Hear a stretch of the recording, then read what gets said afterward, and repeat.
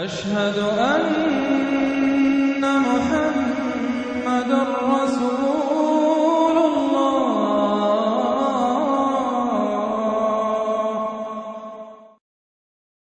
الرحمن نام پہلے ہی لفظ کو اس سورہ کا نام قرار دیا گیا ہے۔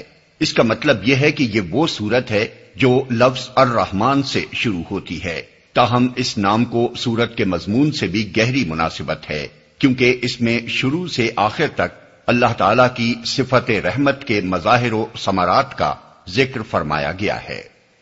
زمانہ نزول، علماء تفسیر بالعموم اس سورت کو مکی قرار دیتے ہیں، اگرچہ بعض روایات میں حضرت عبداللہ بن عباس اور اکرمہ اور قتادہ سے یہ قول منقول ہے کہ یہ سورہ مدنی ہے، لیکن اول تو انہی بزرگوں سے بعض دوسری روایات اس کے خلاف بھی منقول ہوئی ہیں۔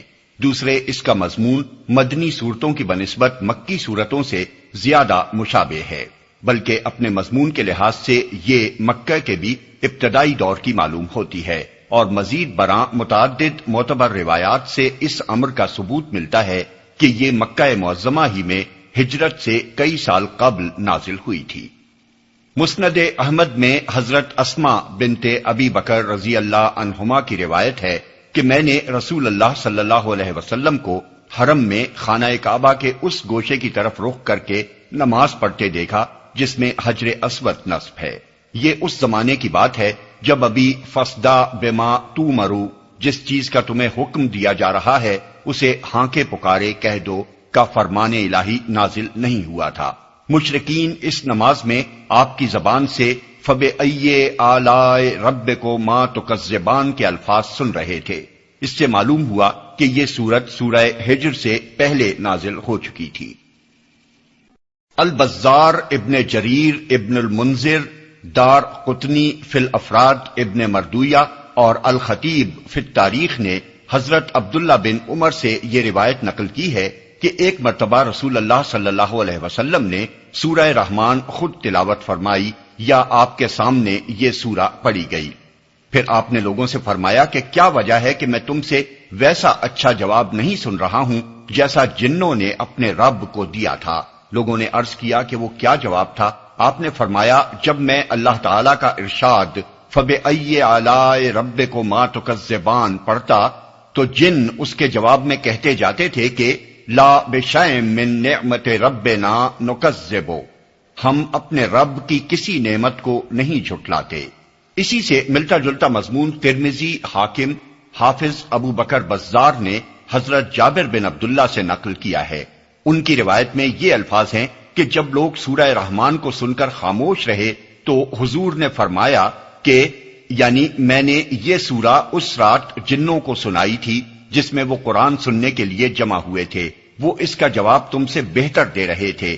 جب میں اللہ تعالیٰ کے اس ارشاد پر پہنچتا تھا کہ اے جن و انس، تم اپنے رب کی کن کن نعمتوں کو جھٹلاؤ گے، تو وہ اس کے جواب میں کہتے تھے کہ اے ہمارے پروردگار، ہم تیری کسی نعمت کو نہیں جھٹلاتے، حمد تیرے ہی لیے ہے۔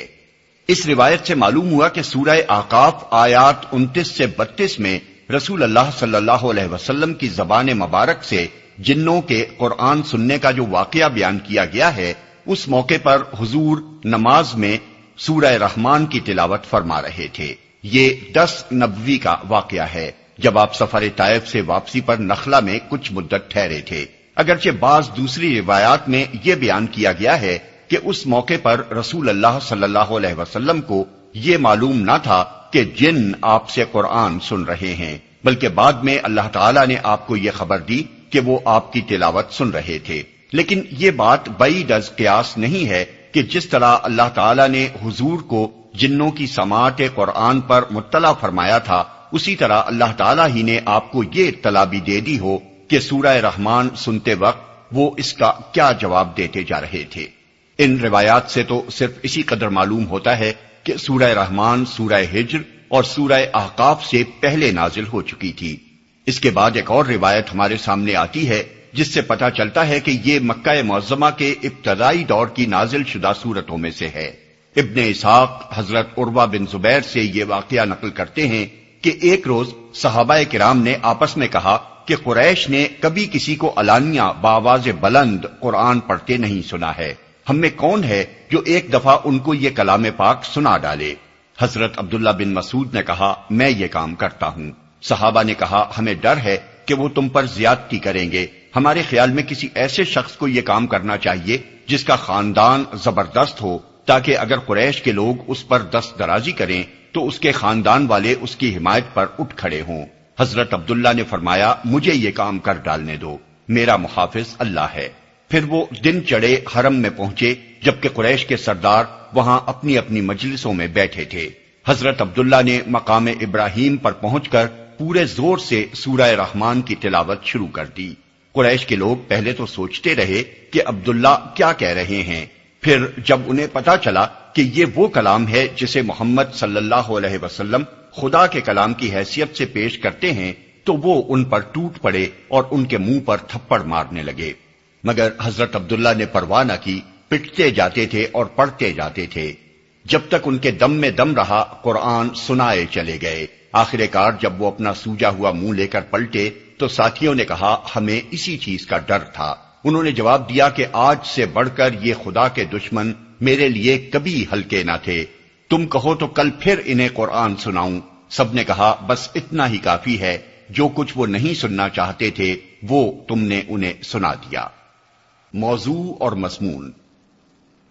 قرآن مجید کی یہ ایک ہی صورت ہے جس میں انسان کے ساتھ زمین کی دوسری با اختیار مخلوق جنوں کو بھی براہ راست خطاب کیا گیا ہے، اور دونوں کو اللہ تعالیٰ کی قدرت کے کمالات، اس کے بے حد و حساب احسانات، اس کے مقابلے میں ان کی عاجزی و بے بسی اور اس کے حضور ان کی جواب دہی کا احساس دلا کر اس کی نافرمانی کے انجام بد سے ڈرایا گیا ہے اور فرما برداری کے بہترین نتائج سے آگاہ کیا گیا ہے۔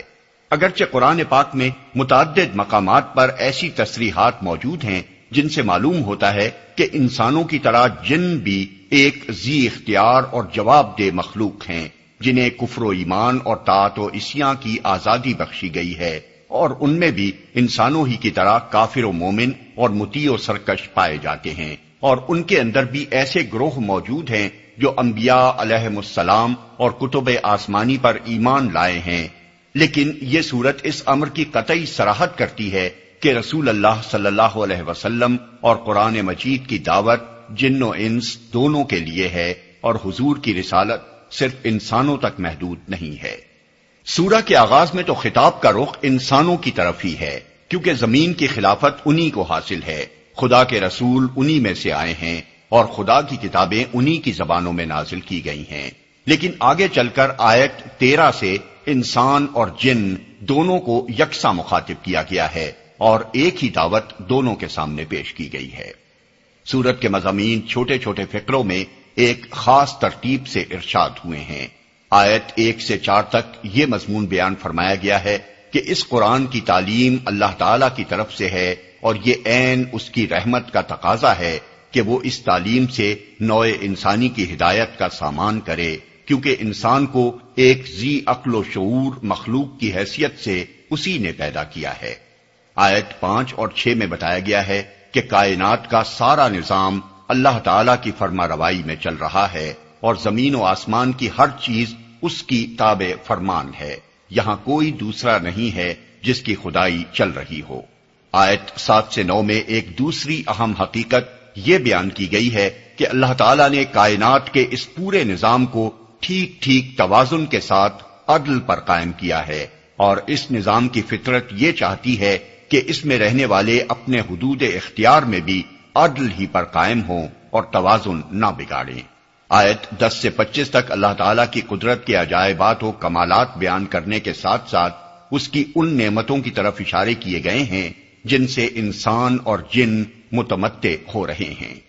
آیت 26 سے 30 تک انسان اور جن دونوں کو یہ حقیقت یاد دلائی گئی ہے کہ اس کائنات میں ایک خدا کے سوا کوئی غیر فانی اور لازوال نہیں ہے، اور چھوٹے سے بڑے تک کوئی موجود ایسا نہیں جو اپنے وجود اور ضروریات وجود کے لیے خدا کا محتاج نہ ہو۔ زمین سے لے کر آسمانوں تک شب و روز جو کچھ بھی ہو رہا ہے اسی کی کار فرمائی سے ہو رہا ہے۔ آیت 31 سے 36 تک ان دونوں گروہوں کو خبردار کیا گیا ہے کہ ان قریب وہ وقت آنے والا ہے جب تم سے باز پرس کی جائے گی. اس باز پرس سے بچ کر تم کہیں نہیں جا سکتے. خدا کی خدائی تمہیں ہر طرف سے گھیرے ہوئے ہے. اس سے نکل کر بھاگ جانا تمہارے بس میں نہیں ہے. اگر تم اس گھمنڈ میں مبتلا ہو کہ اس سے بھاگ سکتے ہو تو بھاگ دیکھو. آیت 37 اور 38 میں بتایا گیا ہے کہ یہ باز پرس قیامت کے روز ہونے والی ہے. آیت 39 سے 45 تک ان مجرم انسانوں اور جنوں کا انجام بتایا گیا ہے جو دنیا میں اللہ تعالی کی نافرمانی کرتے رہے ہیں. اور آیت 46 سے آخر سورت تک تفصیل کے ساتھ وہ انعامات بیان کیے گئے ہیں جو آخرت میں ان نیک انسانوں اور جنوں کو عطا کیے جائیں گے جنہوں نے دنیا میں خدا ترسی کی زندگی بسر کی ہے اور یہ سمجھتے ہوئے کام کیا ہے کہ ہمیں ایک روز اپنے رب کے سامنے پیش ہو کر اپنے اعمال کا حساب دینا ہے.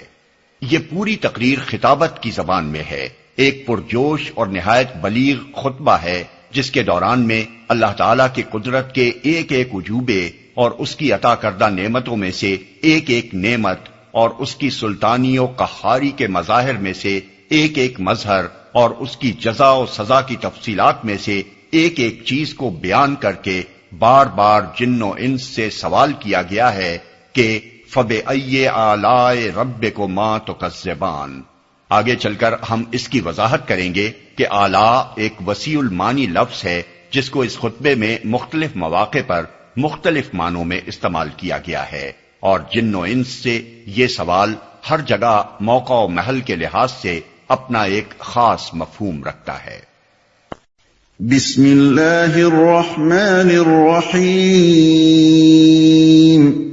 شروع اللہ کے نام سے جو رحمان و رحیم ہے.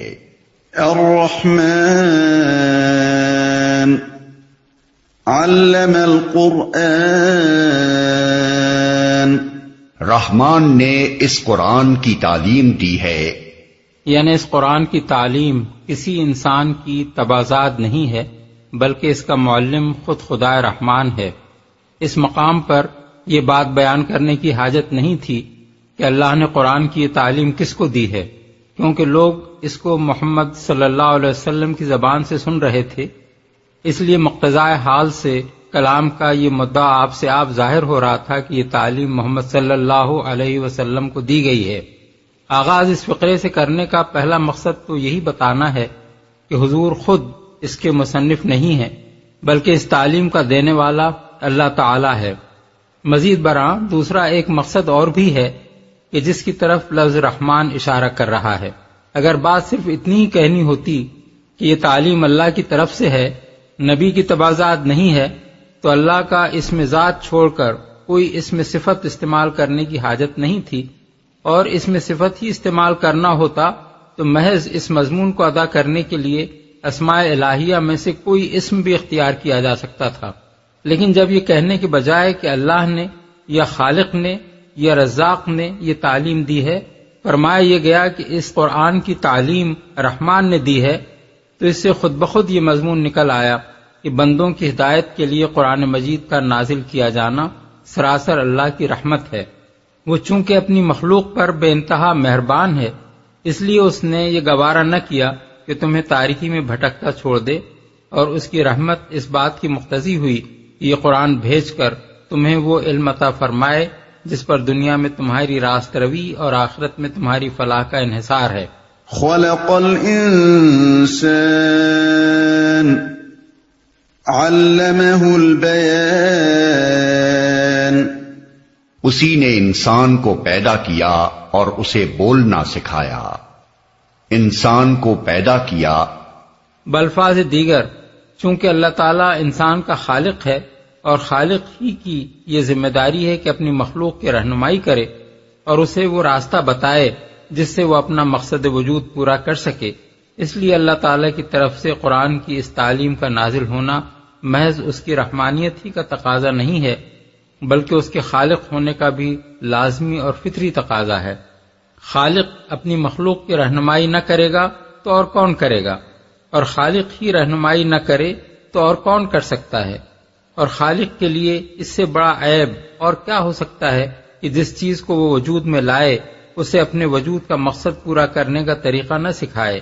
پس در حقیقت اللہ تعالی کی طرف سے انسان کی تعلیم کا انتظام ہونا عجیب بات نہیں ہے، بلکہ یہ انتظام اگر اس کی طرف سے نہ ہوتا تو قابل تعجب ہوتا۔ پوری کائنات میں جو چیز بھی اس نے بنائی ہے اس کو محض پیدا کر کے نہیں چھوڑ دیا ہے، بلکہ اس کو وہ موزوں ترین ساخت دی ہے جس سے وہ نظام فطرت میں اپنے حصے کا کام کرنے کے قابل ہو سکے، اور اس کام کو انجام دینے کا طریقہ اسے سکھایا ہے۔ خود انسان کے اپنے جسم کا ایک ایک رونگٹا اور ایک ایک خلیہ یعنی سیل وہ کام سیکھ کر پیدا ہوا ہے جو اسے انسانی جسم میں انجام دینا ہے۔ پھر آخر انسان بجائے خود اپنے خالق کی تعلیم اور رہنمائی سے بے نیاز یا محروم کیسے ہو سکتا تھا؟ قرآن مجید میں اس مضمون کو مختلف مقامات پر مختلف طریقوں سے سمجھایا گیا ہے۔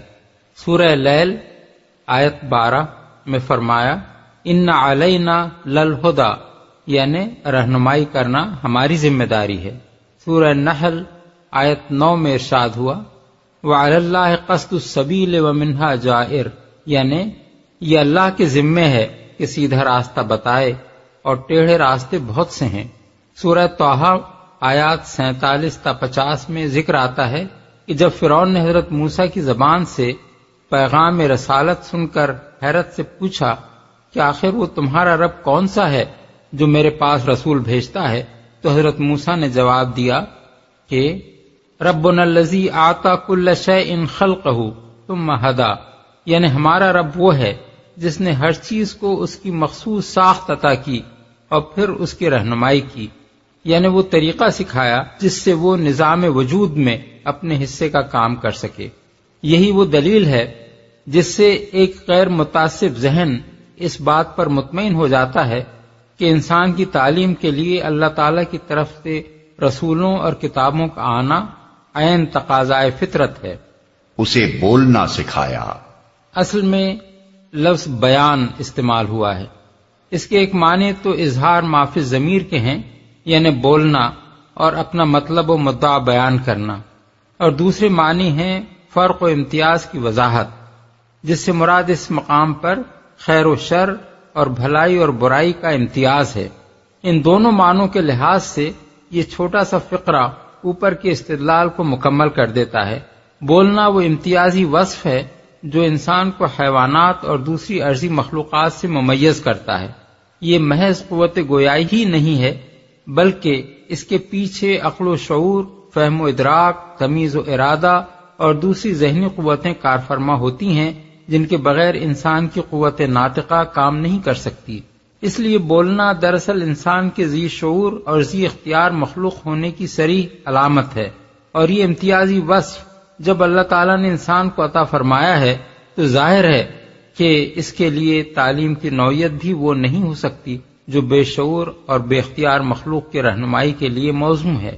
اسی طرح انسان کا دوسرا اہم ترین امتیازی وصف یہ ہے کہ اللہ تعالیٰ نے اس کے اندر ایک اخلاقی حس یعنی مورل سینس رکھ دی ہے، جس کی وجہ سے وہ فطری طور پر نیکی اور بدی، حق اور ناحق، ظلم اور انصاف، بجا اور بیجا کے درمیان فرق کرتا ہے، اور یہ وجدان اور احساس انتہائی گمراہی و جہالت کی حالت میں بھی اس کے اندر سے نہیں نکلتا۔ ان دونوں امتیازی خصوصیات کا لازمی تقاضا یہ ہے کہ انسان کی شعوری و اختیاری زندگی کے لیے تعلیم کا طریقہ اس پیدائشی طریقے تعلیم سے مختلف ہو جس کے تحت مچھلی کو تیرنا اور پرندے کو اڑنا اور خود انسانی جسم کے اندر پلک کو جھپکنا، آنکھ کو دیکھنا، کان کو سننا اور معدے کو ہضم کرنا سکھایا گیا ہے۔ انسان خود اپنی زندگی کے اس شعبے میں استاد اور کتاب اور مدرسے اور تبلیغ و تلقین اور تحریر و تقریر اور بحث و استدلال جیسے ذرائع ہی کو وسیلہ تعلیم مانتا ہے اور پیدائشی علم و شعور کو کافی نہیں سمجھتا۔ پھر یہ بات آخر کیوں عجیب ہو کہ انسان کے خالق پر اس کی رہنمائی کی جو ذمہ داری عائد ہوتی ہے اسے ادا کرنے کے لیے اس نے رسول اور کتاب کو تعلیم کا ذریعہ بنایا ہے۔ جیسی مخلوق ویسی ہی اس کی تعلیم، یہ سراسر ایک معقول بات ہے۔ بیان جس مخلوق کو سکھایا گیا ہو اس کے لیے قرآن ہی ذریعہ تعلیم ہو سکتا ہے، نہ کہ کوئی ایسا ذریعہ جو ان مخلوقات کے لیے موزوں ہے جنہیں بیان نہیں سکھایا گیا ہے۔ الشمس والقمر بحسبان والنجم والشجر يسجدان۔ سورج اور چاند ایک حساب کے پابند ہیں، اور تارے اور درخت سب سجدہ ریز ہیں، حساب کے پابند ہیں۔ یعنی ایک زبردست قانون اور ایک اٹل ضابطہ ہے جس سے یہ عظیم الشان سیارے بندھے ہوئے ہیں۔ انسان وقت اور دن اور تاریخوں اور فصلوں اور موسموں کا حساب اسی وجہ سے کر رہا ہے کہ سورج کے طلوع و غروب اور مختلف منزلوں سے اس کے گزرنے کا جو قاعدہ مقرر کر دیا گیا ہے اس میں کوئی تغیر رونما نہیں ہوتا۔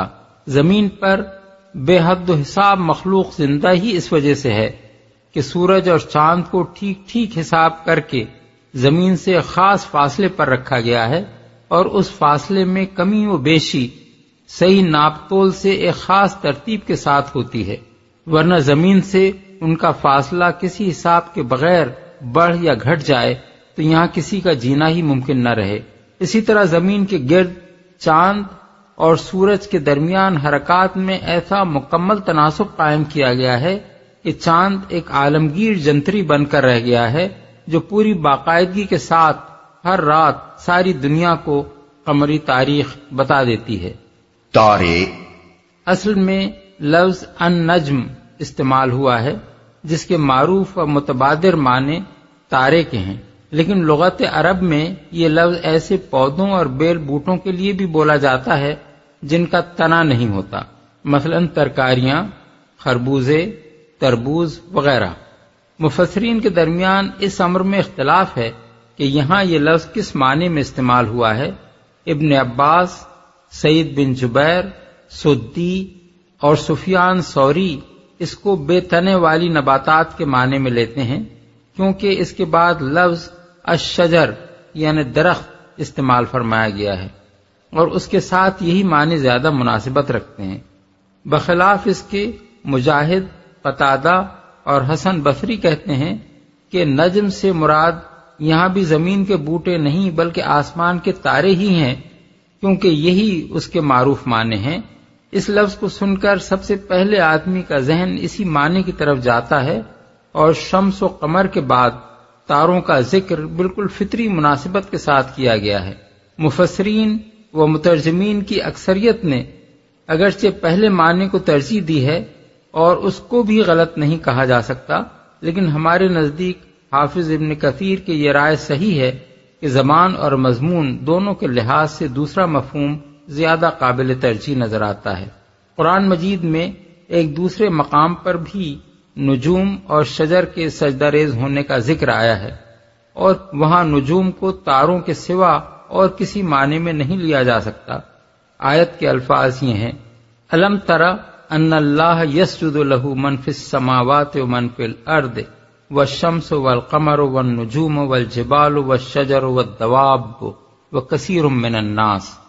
سورہ الحج آیت 18۔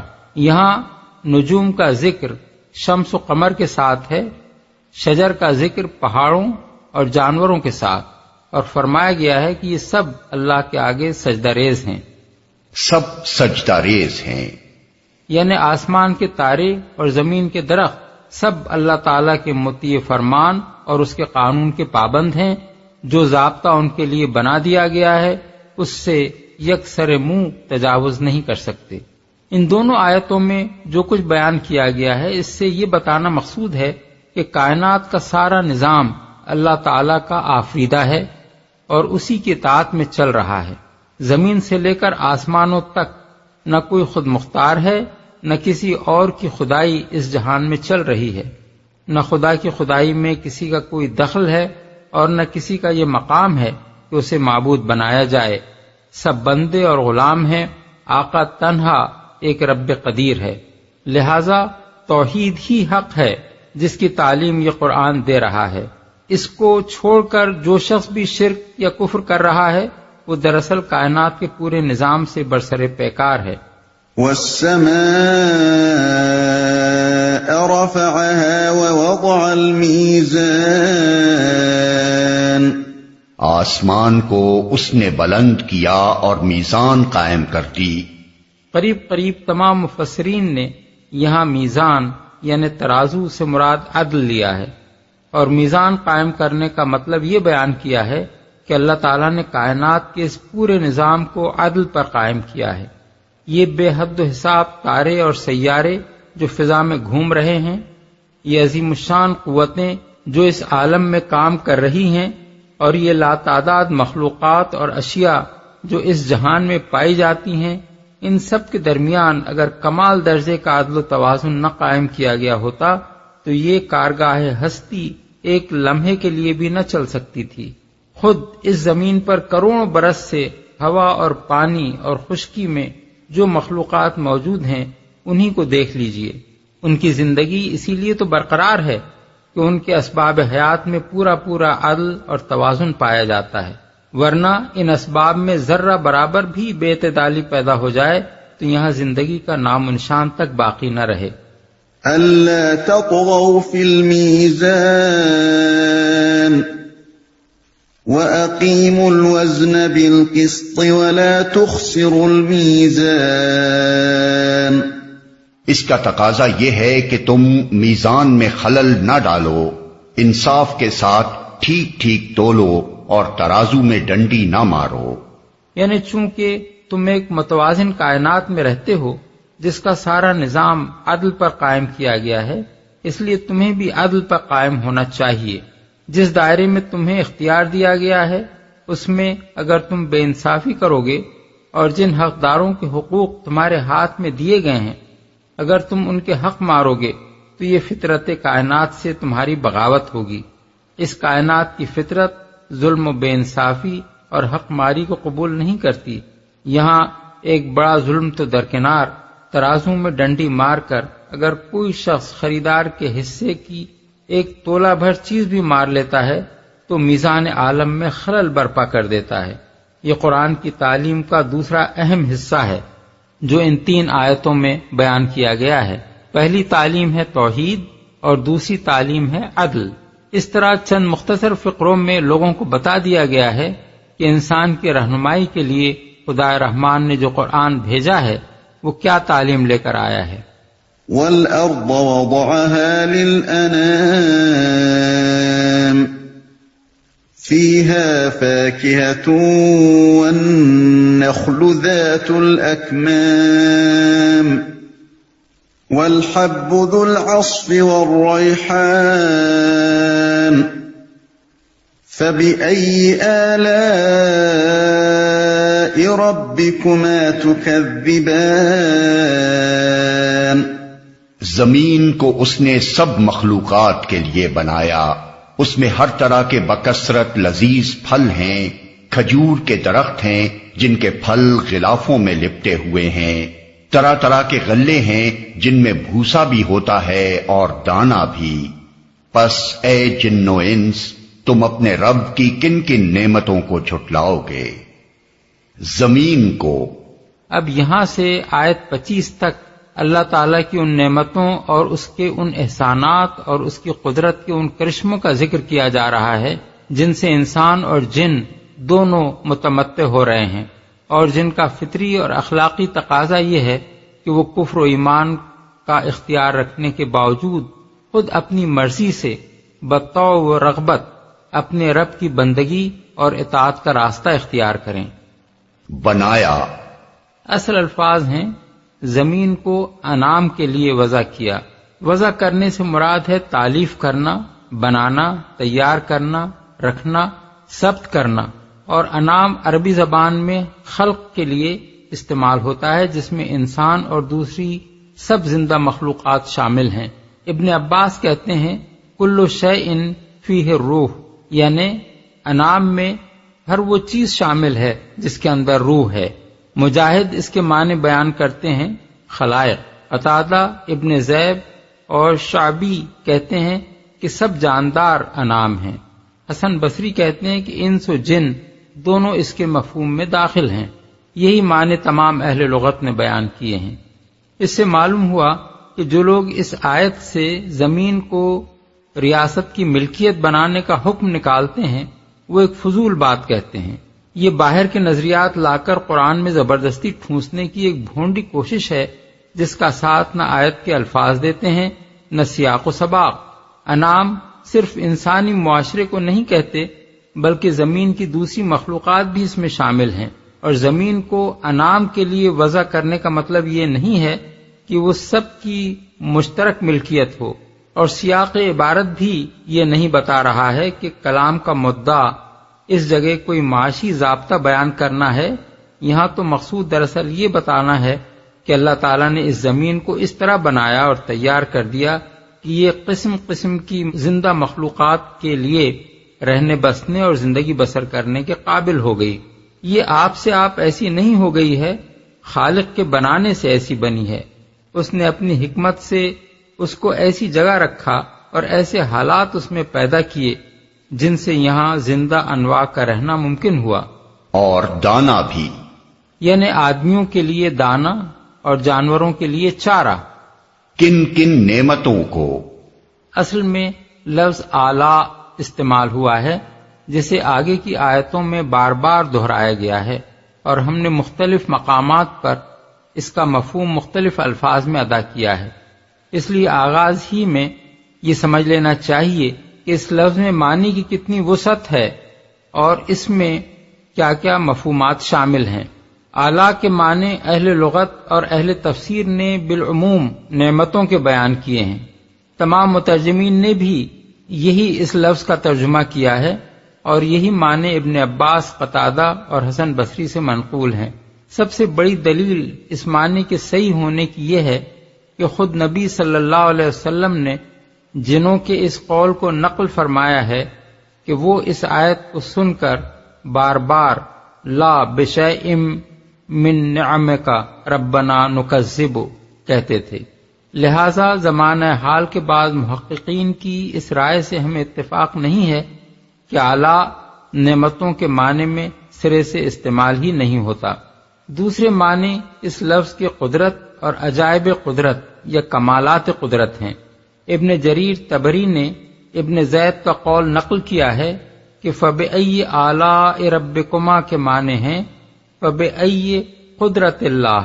ابن جریر نے خود بھی آیات 37 اور 38 کی تفسیر میں اعلیٰ کو قدرت کے معنی میں لیا ہے۔ امام رازی نے بھی آیات 14، 15 اور 16 کی تفسیر میں لکھا ہے یہ آیات بیان نعمت کے لیے نہیں بلکہ بیان قدرت کے لیے ہیں، اور آیات 22 اور 23 کی تفسیر میں وہ فرماتے ہیں یہ اللہ تعالیٰ کے عجائب قدرت کے بیان میں ہے نہ کہ نعمتوں کے بیان میں۔ اس کے تیسرے معنی ہیں خوبیاں، اوصاف حمیدہ اور کمالات و فضائل۔ اس معنی کو اہل لغت اور اہل تفسیر نے بیان نہیں کیا ہے، مگر اشعار عرب میں یہ لفظ کثرت سے اس معنی میں استعمال ہوا ہے۔ نابغہ کہتا ہے ہم الملوک و ابناء الملوک لہم فضل علی الناس فی الآلاء والنعم، یعنی وہ بادشاہ اور شہزادے ہیں، ان کو لوگوں پر اپنی خوبیوں اور نعمتوں میں فضیلت حاصل ہے۔ محلحل اپنے بھائی کلیب کے مرثیے میں کہتا ہے الحزم والعزم کانا من طبائعہ ما کل آلائہ یا قوم احصیہا، یعنی حزم اور عزم اس کے اوصاف میں سے تھے، لوگوں میں اس کی ساری خوبیاں شمار نہیں کر رہا ہوں۔ فضالہ بن زید المادوانی غریبی کی برائیاں بیان کرتے ہوئے کہتا ہے کہ غریب اچھا کام بھی کرے تو برا بنتا ہے، اور وَتُحْمَدُ آلاء البخیل المدرہم، یعنی مالدار بخیل کے کمالات کی تعریف کی جاتی ہے۔ اجدہ حمدانی اپنے گھوڑے کمیت کی تعریف میں کہتا ہے وَرَزِيتُ آلاء الکمیت فَمَنْ يَبْعَ فَرَسًا فَلَيْسَ جَوَادُنَا بِمَبَاعِی، یعنی مجھے کمیت کے عمدہ اوصاف پسند ہیں، اگر کوئی شخص کسی گھوڑے کو بیچتا ہے تو بیچے، ہمارا گھوڑا بکنے والا نہیں ہے۔ حماسہ کا ایک شاعر جس کا نام ابو تمام نے نہیں لیا ہے، ولید بن ادہم کے اقتدار کا مرثیہ کہتا ہے اذا ممرؤ اسنا بآلاء میت ولا یبعد اللہ الولید بن ادہما، یعنی جب بھی کوئی شخص کسی مرنے والے کی خوبیاں بیان کرے تو خدا نہ کرے کہ ولید بن ادہم اس موقع پر فراموش ہو۔ وما کان مفراحا اذا الخیر مسہ ولا کان منانا اذا هو انعما، یعنی اس پر اچھے حالات آتے تو پھولتا نہ تھا اور کسی پر احسان کرتا تو جتاتا نہ تھا۔ طرفہ ایک شخص کی تعریف میں کہتا ہے کامل یجمع آلاء الفتى نبہ سید و سادات خدم، یعنی وہ کامل اور جوان مردی کے اوصاف کا جامع ہے، شریف ہے، سرداروں کا سردار، دریا دل۔ ان شواہد و نظائر کو نگاہ میں رکھ کر ہم نے لفظ اعلیٰ کو اس کے وسیع معنی میں لیا ہے اور ہر جگہ موقع و محل کے لحاظ سے اس کے جو معنی مناسب تر نظر آئے ہیں وہی ترجمے میں درج کر دیے ہیں۔ لیکن بعض مقامات پر ایک ہی جگہ اعلیٰ کے کئی مفہوم ہو سکتے ہیں اور ترجمے کی مجبوریوں سے ہم کو اس کے ایک ہی معنی اختیار کرنے پڑے ہیں، کیونکہ اردو زبان میں کوئی لفظ اتنا جامع نہیں ہے کہ وہ ان سارے مفہومات کو بیک وقت ادا کر سکے۔ مثلا اس آیت میں زمین کی تخلیق اور اس میں مخلوقات کی رزق رسانی کے بہترین انتظامات کا ذکر کرنے کے بعد فرمایا گیا ہے کہ تم اپنے رب کے کن کن اعلیٰ کو جھٹلاؤ گے۔ اس موقع پر اعلیٰ صرف نعمتوں کے معنی ہی میں نہیں ہے، بلکہ اللہ جل شانہ کی قدرت کے کمالات اور اس کی صفات حمیدہ کے معنی میں بھی ہے۔ یہ اس کی قدرت کا کمال ہے کہ اس نے اس کرۂ خاکی کو اس عجیب طریقے سے بنایا کہ اس میں بے شمار اقسام کی زندہ مخلوقات رہتی ہیں اور طرح طرح کے پھل اور غلے اس کے اندر پیدا ہوتے ہیں، اور یہ اس کی صفات حمیدہ ہی ہیں کہ اس نے ان مخلوقات کو پیدا کرنے کے ساتھ ساتھ یہاں ان کی پرورش اور رزق رسانی کا بھی انتظام کیا، اور انتظام بھی اس شان کا کہ ان کی خوراک میں نری غذائیت ہی نہیں ہے بلکہ لذت کام و دہن اور ذوق نظر کی بھی ان گنت رعایتیں ہیں۔ اس سلسلے میں اللہ تعالیٰ کی کاریگری کے صرف ایک کمال کی طرف بطور نمونہ اشارہ کیا گیا ہے کہ کھجور کے درختوں میں پھل کس طرح غلافوں میں لپیٹ کر پیدا کیا جاتا ہے۔ اس ایک مثال کو نگاہ میں رکھ کر ذرا دیکھیے کہ کیلے، انار، سنترے، ناریل اور دوسرے پھلوں کے پیکنگ میں آرٹ کے کیسے کیسے کمالات دکھائے گئے ہیں، اور یہ طرح طرح کے غلے اور دالیں اور حبوب جو ہم بے فکری کے ساتھ پکا پکا کر کھاتے ہیں، ان میں سے ہر ایک کو کیسی کیسی نفیس بالوں اور خوشوں کی شکل میں پیک کر کے اور نازک چھلکوں میں لپیٹ کر پیدا کیا جاتا ہے۔ جھٹلاؤ گے، جھٹلانے سے مراد وہ متعدد رویے ہیں جو اللہ تعالیٰ کی نعمتوں اور اس کی قدرت کے کرشموں اور اس کی صفات حمیدہ کے معاملے میں لوگ اختیار کرتے ہیں۔ مثلا بعض لوگ سرے سے یہی نہیں مانتے کہ ان ساری چیزوں کا خالق اللہ تعالیٰ ہے۔ ان کا خیال ہے کہ یہ سب کچھ محض مادے کے اتفاقی ہیجان کا نتیجہ ہے یا ایک حادثہ ہے جس میں کسی حکمت اور سنائی کا کوئی دخل نہیں، یہ کھلی کھلی تکذیب ہے۔ بعض دوسرے لوگ یہ تو تسلیم کرتے ہیں کہ ان چیزوں کا پیدا کرنے والا اللہ ہی ہے، مگر اس کے ساتھ دوسروں کو خدائی میں شریک ٹھہراتے ہیں، اس کی نعمتوں کا شکریہ دوسروں کو ادا کرتے ہیں اور اس کا رزق کھا کر دوسروں کے گن گاتے ہیں۔ یہ تکذیب کی ایک اور شکل ہے۔ ایک آدمی جب تسلیم کر لے کہ آپ نے اس پر فلاں احسان کیا ہے اور پھر اسی وقت آپ کے سامنے کسی ایسے شخص کا شکریہ ادا کرنے لگے جس نے در حقیقت اس پر وہ احسان نہیں کیا ہے، تو آپ خود کہہ دیں گے کہ اس نے بدترین احسان فراموشی کا ارتکاب کیا ہے، کیونکہ اس کی یہ حرکت اس بات کا صریح ثبوت ہے کہ وہ آپ کو نہیں بلکہ اس شخص کو اپنا محسن مان رہا ہے جس کا وہ شکریہ ادا کر رہا ہے۔ کچھ اور لوگ ہیں جو ساری چیزوں کا خالق اور تمام نعمتوں کا دینے والا اللہ تعالیٰ ہی کو مانتے ہیں، مگر اس بات کو نہیں مانتے کہ انہیں اپنے خالق و پروردگار کے احکام کی اطاعت اور اس کی ہدایات کی پیروی کرنی چاہیے۔ یہ احسان فراموشی اور انکار نعمت کی ایک اور صورت ہے، کیونکہ جو شخص یہ حرکت کرتا ہے وہ نعمت کو ماننے کے باوجود نعمت دینے والے کے حق کو جھٹلاتا ہے۔ کچھ اور لوگ زبان سے نہ نعمت کا انکار کرتے ہیں نہ نعمت دینے والے کے حق کو جھٹلاتے ہیں، مگر عملاً ان کی زندگی اور ایک منکر و مکذب کی زندگی میں کوئی قابل ذکر فرق نہیں ہوتا۔ یہ تکذیب بالقول نہیں بلکہ تکذیب بالفعل ہے۔ خلق الإنسان من صلصال كالفخار وخلق الجان من مارج من نار فبأي آلاء ربكما تكذبان۔ انسان کو اس نے ٹھیکری جیسے سوکھے سڑے ہوئے گارے سے بنایا اور جن کو آگ کی لپٹ سے پیدا کیا، پس اے جن و انس تم اپنے رب کے کن کن عجائب قدرت کو چھٹلاؤ گے؟ گارے سے بنایا۔ تخلیق انسانی کے ابتدائی مراتب جو قرآن مجید میں بیان کیے گئے ہیں، ان کی سلسلے وار ترتیب مختلف مقامات کی تصریحات کو جمع کرنے سے یہ معلوم ہوتی ہے۔ نمبر 1 تراب یعنی مٹی یا خاک۔ نمبر 2 طین یعنی گارا جو مٹی میں پانی ملا کر بنایا جاتا ہے۔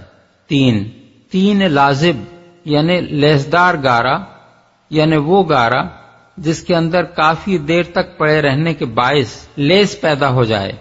4 حمیم مسنون یعنی وہ گارا جس کے اندر بو پیدا ہو جائے۔ 5 صلصالم من حمیم مسنون کالفخار یعنی وہ سڑا ہوا گارا جو سوکھنے کے بعد پکی ہوئی مٹی کے ٹھیکرے جیسا ہو جائے۔ 6 بشر جو مٹی کی اس آخری صورت سے بنایا گیا جس میں اللہ تعالیٰ نے اپنی خاص روح پھونکی، جس کو فرشتوں سے سجدہ کرایا گیا اور جس کی جنس سے اس کا جوڑا پیدا کیا گیا۔ نمبر 7 ثم جعل نسلہ من سلالۃ من ماء مہین، پھر آگے اس کی نسل ایک حقیر پانی جیسے ست سے چلائی گئی جس کے لیے دوسرے مقامات پر نطفے کا لفظ استعمال کیا گیا ہے۔ ان مدارج کے لیے قرآن مجید کی حسب ذیل آیات کو ترتیب وار ملاحظہ کیجیے۔ کمثل آدم خلقہ من تراب، سورہ آل عمران آیت 59۔ بدا خلق الانسان من طین، سورہ السجدہ آیت 7۔ انا خلقناہم من طین لازب، سورہ الصافات آیت 11۔ چوتھا اور پانچواں مرتبہ آیت زیر تفسیر میں بیان ہو چکا ہے، اس کے بعد کے مراتب ان آیات میں بیان کیے گئے ہیں۔ انی خالق بشرا من طین فاذا سویتہ ونفخت فیہ من روحی فقعوا لہ ساجدین، سورہ صاد آیات 71-72۔ خلقکم من نفس واحدۃ وخلق منها زوجہا وبث منہما رجالا کثیرا ونساء، سورہ النساء آیت 1۔ ثم جعل نسلہ من سلالۃ من ماء مہین، سورہ السجدہ آیت 8۔ وَإِنَّا خَلَقْنَاكُم مِّن تُرَابٍ ثُمَّ مِّن نُطْفَةٍ، سورہ الحج آیت 5۔ آگ کی لپٹ سے پیدا کیا۔ اصل الفاظ ہیں من مارج من نار، نار سے مراد ایک خاص نوعیت کی آگ ہے، نہ کہ وہ آگ جو لکڑی یا کوئلہ جلانے سے پیدا ہوتی ہے، اور مارج کے معنی ہیں خالص شعلہ جس میں دھواں نہ ہو۔ اس ارشاد کا مطلب یہ ہے کہ جس طرح پہلا انسان مٹی سے بنایا گیا، پھر تخلیق کے مختلف مدارج سے گزرتے ہوئے اس کے لبد خاکی نے گوشت پوست کے زندہ بشر کی شکل اختیار کی اور آگے اس کی نسل نطفے سے چلی، اسی طرح پہلا جن خالص آگ کے شعلے یا آگ کی لپٹ سے پیدا کیا گیا اور بعد میں اس کی ذریت سے جنوں کی نسل پیدا ہوئی۔ اس پہلے جن کی حیثیت جنوں کے معاملے میں وہی ہے جو آدم علیہ السلام کی حیثیت انسانوں کے معاملے میں ہے۔ زندہ بشر بن جانے کے بعد حضرت آدم اور ان کی نسل سے پیدا ہونے والے انسانوں کے جسم کو اس مٹی سے کوئی مناسبت باقی نہ رہی جس سے ان کو پیدا کیا گیا تھا۔ اگرچہ اب بھی ہمارا جسم پورا کا پورا زمین ہی کے اجزاء سے مرکب ہے، لیکن ان اجزاء نے گوشت پوست اور خون کی شکل اختیار کر لی ہے، اور جان پڑنے کے بعد وہ تودہ خاک کی بنسبت ایک بالکل ہی مختلف چیز بن گیا ہے۔ اور ایسا ہی معاملہ جنوں کا بھی ہے، ان کا وجود بھی اصلاً ایک آتشین وجود ہی ہے، لیکن جس طرح ہم محض تودہ خاک نہیں ہیں، اسی طرح وہ بھی محض شعلہ آتش نہیں ہیں۔ اس آیت سے دو باتیں معلوم ہوئیں، ایک یہ کہ جن مجرد روح نہیں ہیں بلکہ ایک خاص نوعیت کے مادی اجسام ہی ہیں، مگر چونکہ وہ خالص آتشین اجزاء سے مرکب ہیں اس لیے وہ خاکی اجزاء سے بنے ہوئے انسانوں کو نظر نہیں آتے۔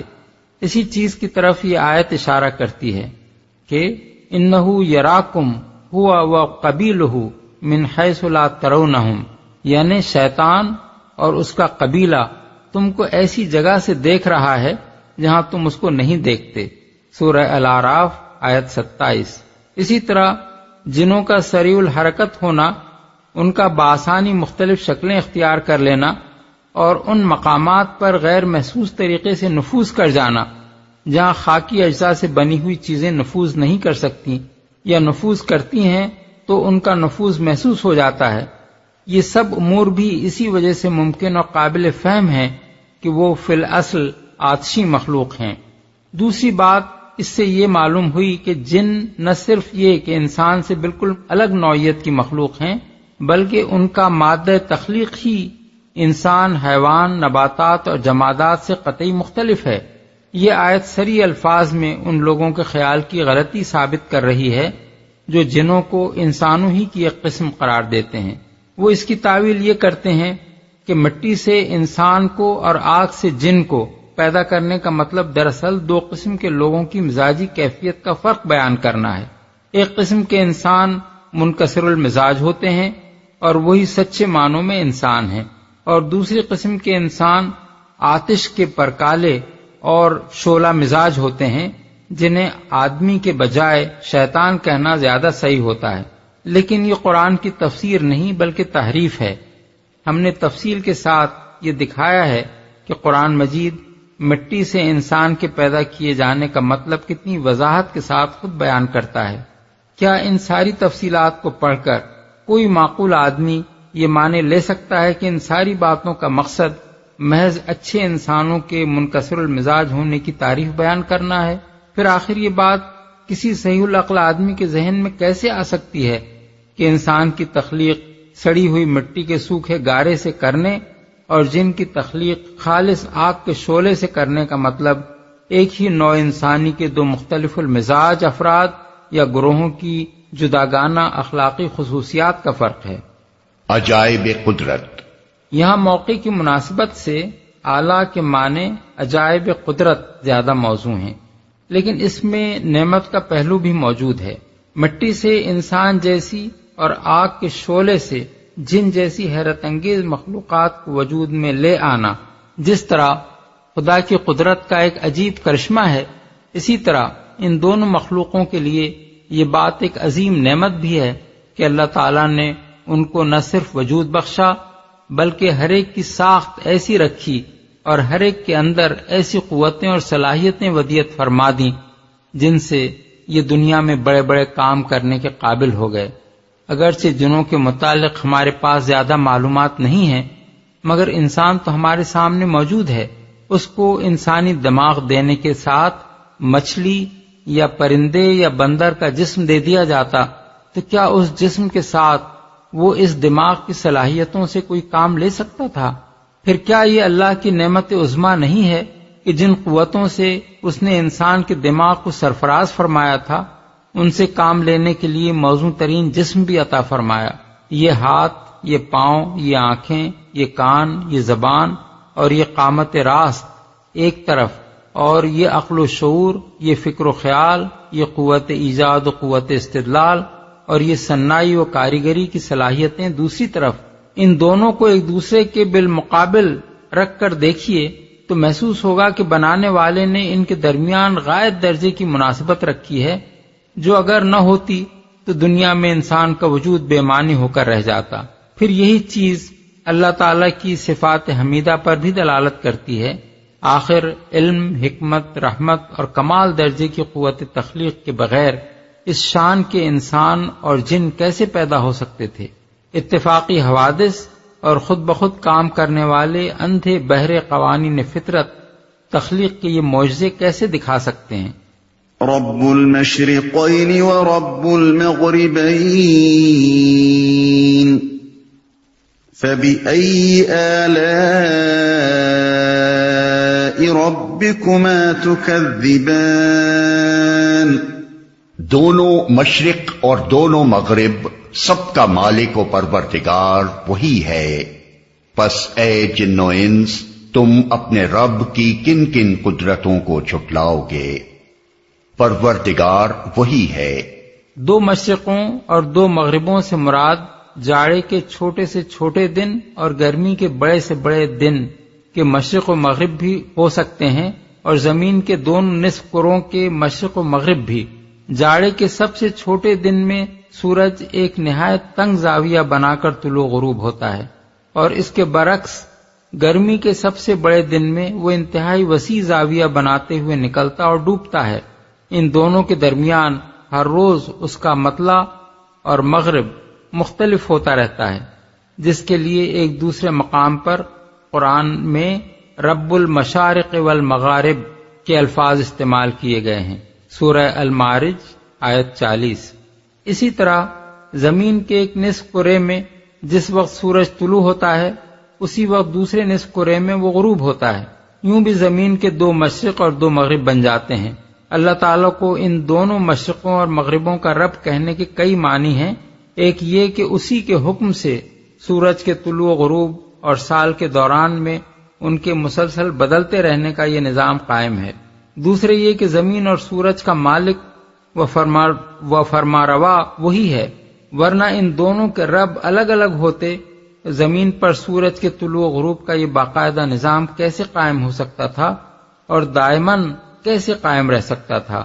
تیسرے یہ کہ ان دونوں مشرقوں اور دونوں مغربوں کا مالک و پروردگار وہی ہے، ان کے درمیان رہنے والی مخلوقات اسی کی ملک ہیں، وہی ان کو پال رہا ہے، اور اسی پرورش کے لیے اس نے زمین پر سورج کے ڈوبنے اور نکلنے کا یہ حکیمانہ نظام قائم کیا ہے۔ کن کن قدرتوں کو؟ یہاں بھی اگرچہ موقع و محل کے لحاظ سے اعلیٰ کا مفہوم قدرت سے زیادہ نمایاں محسوس ہوتا ہے، مگر ساتھ ہی نعمت اور صفات حمیدہ کا پہلو بھی اس میں موجود ہے۔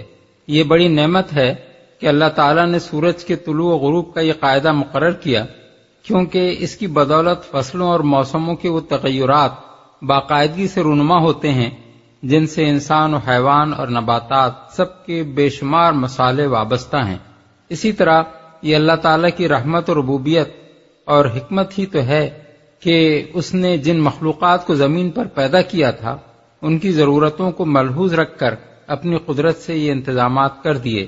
مرج البحرین یلتقیان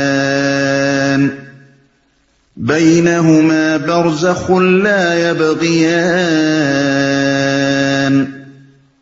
فبأي آلاء ربكما تكذبان دو سمندروں کو اس نے چھوڑ دیا کہ باہم مل جائیں، پھر بھی ان کے درمیان ایک پردہ حائل ہے جس سے وہ تجاوز نہیں کرتے۔ پس اے جن و انس تم اپنے رب کی قدرت کے کن کن کرشموں کو جھٹلاؤ گے؟ يخرج منهما اللؤلؤ والمرجان فبأي آلاء ربكما تكذبان ان سمندروں سے موتی اور مونگے نکلتے ہیں، پس اے جن و انس تم اپنے رب کی قدرت کے کن کن کمالات کو جھٹلاؤ گے؟ مونگے اصل میں لفظ مرجان استعمال ہوا ہے۔ ابن عباس، قتادہ، ابن زید اور ضحاک رحمہم اللہ کا قول ہے کہ اس سے مراد چھوٹے موتی ہیں، اور حضرت عبداللہ بن مسعود فرماتے ہیں کہ یہ لفظ عربی میں مونگوں کے لیے استعمال ہوتا ہے۔ نکلتے ہیں اصل الفاظ ہیں یخرجو منہما، یعنی ان دونوں سمندروں سے نکلتے ہیں، معترضین اس پر اعتراض کرتے ہیں کہ موتی اور مونگے تو صرف کھاری پانی سے نکلتے ہیں، پھر یہ کیسے کہا گیا کہ میٹھے اور کھاری دونوں پانیوں سے یہ چیزیں نکلتی ہیں؟ اس کا جواب یہ ہے کہ سمندروں میں میٹھا اور کھاری دونوں طرح کا پانی جمع ہو جاتا ہے، اس لیے خواہ یہ کہا جائے کہ دونوں کے مجموعے سے یہ چیزیں نکلتی ہیں یا یہ کہا جائے کہ وہ دونوں پانیوں سے نکلتی ہیں، بات ایک ہی رہتی ہے۔ اور کچھ عجب نہیں کہ مزید تحقیقات سے یہ ثابت ہو کہ ان چیزوں کی پیدائش سمندر میں اس جگہ ہوتی ہے جہاں اس کی تہہ سے میٹھے پانی کے چشمے پھوٹتے ہیں، اور ان کی پیدائش و پرورش میں دونوں طرح کے پانیوں کے اجتماع کا کچھ دخل ہے۔ بحرین میں جہاں قدیم ترین زمانے سے موتی نکالے جا رہے ہیں، وہاں تو یہ بات ثابت ہے کہ خلیج کی تہہ میں میٹھے پانی کے چشمے موجود ہیں۔ کن کن کمالات کو جھٹلاؤ گے؟ یہاں بھی اگرچہ اعلیٰ میں قدرت کا پہلو نمایاں ہے، لیکن نعمت اور اوصاف حمیدہ کا پہلو بھی مخفی نہیں ہے۔ یہ خدا کی نعمت ہے کہ سمندر سے یہ قیمتی چیزیں برآمد ہوتی ہیں، اور یہ اس کی شان ربوبیت ہے کہ جس مخلوق کو اس نے ذوق جمال اور شوق زینت بخشا تھا، اس کے ذوق و شوق کی تسکین کے لیے طرح طرح کی حسین چیزیں اس نے اپنی دنیا میں پیدا کر دیں۔ وَلَهُ الْجَوَارِ الْمُنشَآتُ فِي الْبَحْرِ كَالْأَعْلَامِ فَبِأَيِّ آلَاءِ رَبِّكُمَا تُكَذِّبَانِ؟ اور یہ جہاز اسی کے ہیں جو سمندر میں پہاڑوں کی طرح اونچے اٹھے ہوئے ہیں۔ پس اے جن و انس، تم اپنے رب کے کن کن احسانات کو جھٹلاؤ گے؟ اسی کے ہیں، یعنی اسی کی قدرت سے بنے ہیں۔ اسی نے انسان کو یہ صلاحیت بخشی کہ سمندروں کو پار کرنے کے لیے جہاز بنائے، اسی نے زمین پر وہ سامان پیدا کیا جس سے جہاز بن سکتے ہیں، اور اسی نے پانی کو ان قواعد کا پابند کیا جن کی بدولت غضبناک سمندروں کے سینے پر پہاڑ جیسے جہازوں کا چلنا ممکن ہوا۔ جھٹلاؤ گے؟ یہاں اعلیٰ میں نعمت و احسان کا پہلو نمایاں ہے، مگر اوپر کی تشریح سے یہ بات واضح ہو جاتی ہے کہ قدرت اور صفات حسنہ کا پہلو بھی اس میں موجود ہے۔ كل من عليها فان ويبقى وجه ربك ذو الجلال والإكرام فبأي آلاء ربكما تكذبان؟ ہر چیز جو اس زمین پر ہے فنا ہو جانے والی ہے، اور صرف تیرے رب کی جلیل و کریم ذات ہی باقی رہنے والی ہے۔ پس اے جن و انس، تم اپنے رب کے کن کن کمالات کو جھٹلاؤ گے؟ ہر چیز۔ یہاں سے آیت 30 تک جن و انس کو دو حقیقتوں سے آگاہ کیا گیا ہے۔ ایک یہ کہ نہ تم خود لافانی ہو اور نہ وہ سر و سامان لازوال ہے جس سے تم اس دنیا میں متمتع ہو رہے ہو۔ لافانی اور لازوال تو صرف اس خدائے بزرگ و برتر کی ذات ہے جس کی عظمت پر یہ کائنات گواہی دے رہی ہے، اور جس کے کرم سے تم کو یہ کچھ نعمتیں نصیب ہوئی ہیں۔ اب اگر تم میں سے کوئی شخص ہم چمن دیگر نیست کے گھمنڈ میں مبتلا ہوتا ہے تو یہ محض اس کی کم ظرفی ہے۔ اپنے ذرا سے دائرہ اختیار میں کوئی بے وقوف کبریائی کے ڈنکے بجا لے، یا چند بندے جو اس کے ہتھے چڑھیں ان کا خدا بن بیٹھے، تو یہ دھوکے کی ٹٹی کتنی دیر کھڑی رہ سکتی ہے؟ کائنات کی وسعتوں میں جس زمین کی حیثیت ایک مٹر کے دانے برابر بھی نہیں ہے، اس کے ایک کونے میں 10 20 یا 50 60 برس جو خدائی اور کبریائی چلے اور پھر قصہ ماضی بن کر رہ جائے، وہ آخر کیا خدائی اور کیا کبریائی ہے جس پر کوئی پھولے؟ دوسری اہم حقیقت جس پر ان دونوں مخلوقوں کو متنبہ کیا گیا ہے یہ ہے کہ اللہ جل شانہ کے سوا دوسری جن ہستیوں کو بھی تم معبود و مشکل کشا اور حاجت روا بناتے ہو، خواہ وہ فرشتے ہوں یا انبیاء و اولیاء یا چاند اور سورج یا اور کسی قسم کی مخلوق، ان میں سے کوئی تمہاری کسی حاجت کو پورا نہیں کر سکتا۔ وہ بیچارے تو خود اپنی حاجات و ضروریات کے لیے اللہ کے محتاج ہیں، ان کے ہاتھ تو خود اس کے آگے پھیلے ہوئے ہیں، وہ خود اپنی مشکل کشائی بھی اپنے بلبوتے پر نہیں کر سکتے، تو تمہاری مشکل کشائی کیا کریں گے؟ زمین سے آسمانوں تک اس ناپیدا کنار کائنات میں جو کچھ ہو رہا ہے تنہا ایک خدا کے حکم سے ہو رہا ہے۔ کار فرمائی میں کسی کا کوئی دخل نہیں ہے کہ وہ کسی معاملے میں کسی بندے کی قسمت پر اثر انداز ہو سکے۔ جھٹلاؤ گے۔ یہاں موقع و محل خود بتا رہا ہے کہ اعلیٰ کا لفظ کمالات کے معنی میں استعمال ہوا ہے۔ فانی مخلوقات میں سے جو کوئی بھی کبریائی کے ظام میں مبتلا ہوتا ہے اور اپنی جھوٹی خدائی کو لازوال سمجھ کر اینٹتا اور اکڑتا ہے، وہ اگر زبان سے نہیں تو اپنے عمل سے ضرور رب العالمین کی عظمت و جلالت کو جھٹلاتا ہے۔ اس کا غرور بجائے خود اللہ کی کبریائی کی تکذیب ہے۔ جو دعویٰ بھی وہ کسی کمال کا اپنی زبان سے کرتا ہے یا جس کا ادعا اپنے نفس میں رکھتا ہے، وہ اصل صاحب کمال کے مقام و منصب کا انکار ہے۔ يَسْأَلُهُ مَن فِي السَّمَاوَاتِ وَالْأَرْضِ كُلَّ يَوْمٍ هُوَ فِي شَأْنٍ فَبِأَيِّ آلَاءِ رَبِّكُمَا تُكَذِّبَانِ۔ زمین اور آسمانوں میں جو بھی ہیں سب اپنی حاجتیں اسی سے مانگ رہے ہیں، ہر آن وہ نئی شان میں ہے۔ پس اے جن و انس، تم اپنے رب کی کن کن صفات حمیدہ کو جھٹلاؤ گے؟ نئی شان میں ہے، یعنی ہر وقت اس کارگاہ عالم میں اس کی کارفرمائی کا ایک لامتناہی سلسلہ جاری ہے۔ کسی کو مار رہا ہے، کسی کو جلا رہا ہے، کسی کو اٹھا رہا ہے اور کسی کو گرا رہا ہے، کسی کو شفا دے رہا ہے اور کسی کو بیماری میں مبتلا کر رہا ہے، کسی ڈوبتے کو بچا رہا ہے اور کسی تیرتے کو ڈبو رہا ہے، بے شمار مخلوقات کو طرح طرح سے رزق دے رہا ہے، بے حد و حساب چیزیں نئی سے نئی وضع اور شکل اور اوصاف کے ساتھ پیدا کر رہا ہے۔ اس کی دنیا کبھی ایک حال پر نہیں رہتی، ہر لمحہ اس کے حالات بدلتے رہتے ہیں، اور اس کا خالق ہر بار اسے ایک نئی صورت سے ترتیب دیتا ہے جو پچھلی تمام صورتوں سے مختلف ہوتی ہے۔ جھٹلاؤ گے۔ اعلیٰ کا مفہوم اوصاف ہی زیادہ موزوں نظر آتا ہے۔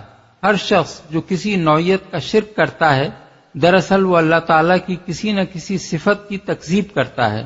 کسی کا یہ کہنا کہ فلاں حضرت نے میری بیماری دور کر دی اصل میں یہ معنی رکھتا ہے کہ اللہ شافی نہیں ہے بلکہ وہ حضرت شافی ہیں۔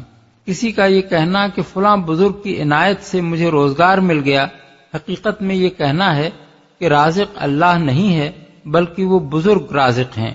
کسی کا یہ کہنا کہ فلاں آستانے سے میری مراد برائی گویا دراصل یہ کہنا ہے کہ دنیا میں حکم اللہ کا نہیں بلکہ اس آستانے کا چل رہا ہے۔ غرض ہر مشرکانہ عقیدہ اور مشرکانہ قول آخری تجزیے میں صفات الہی کی تکذیب ہی پر منتہی ہوتا ہے۔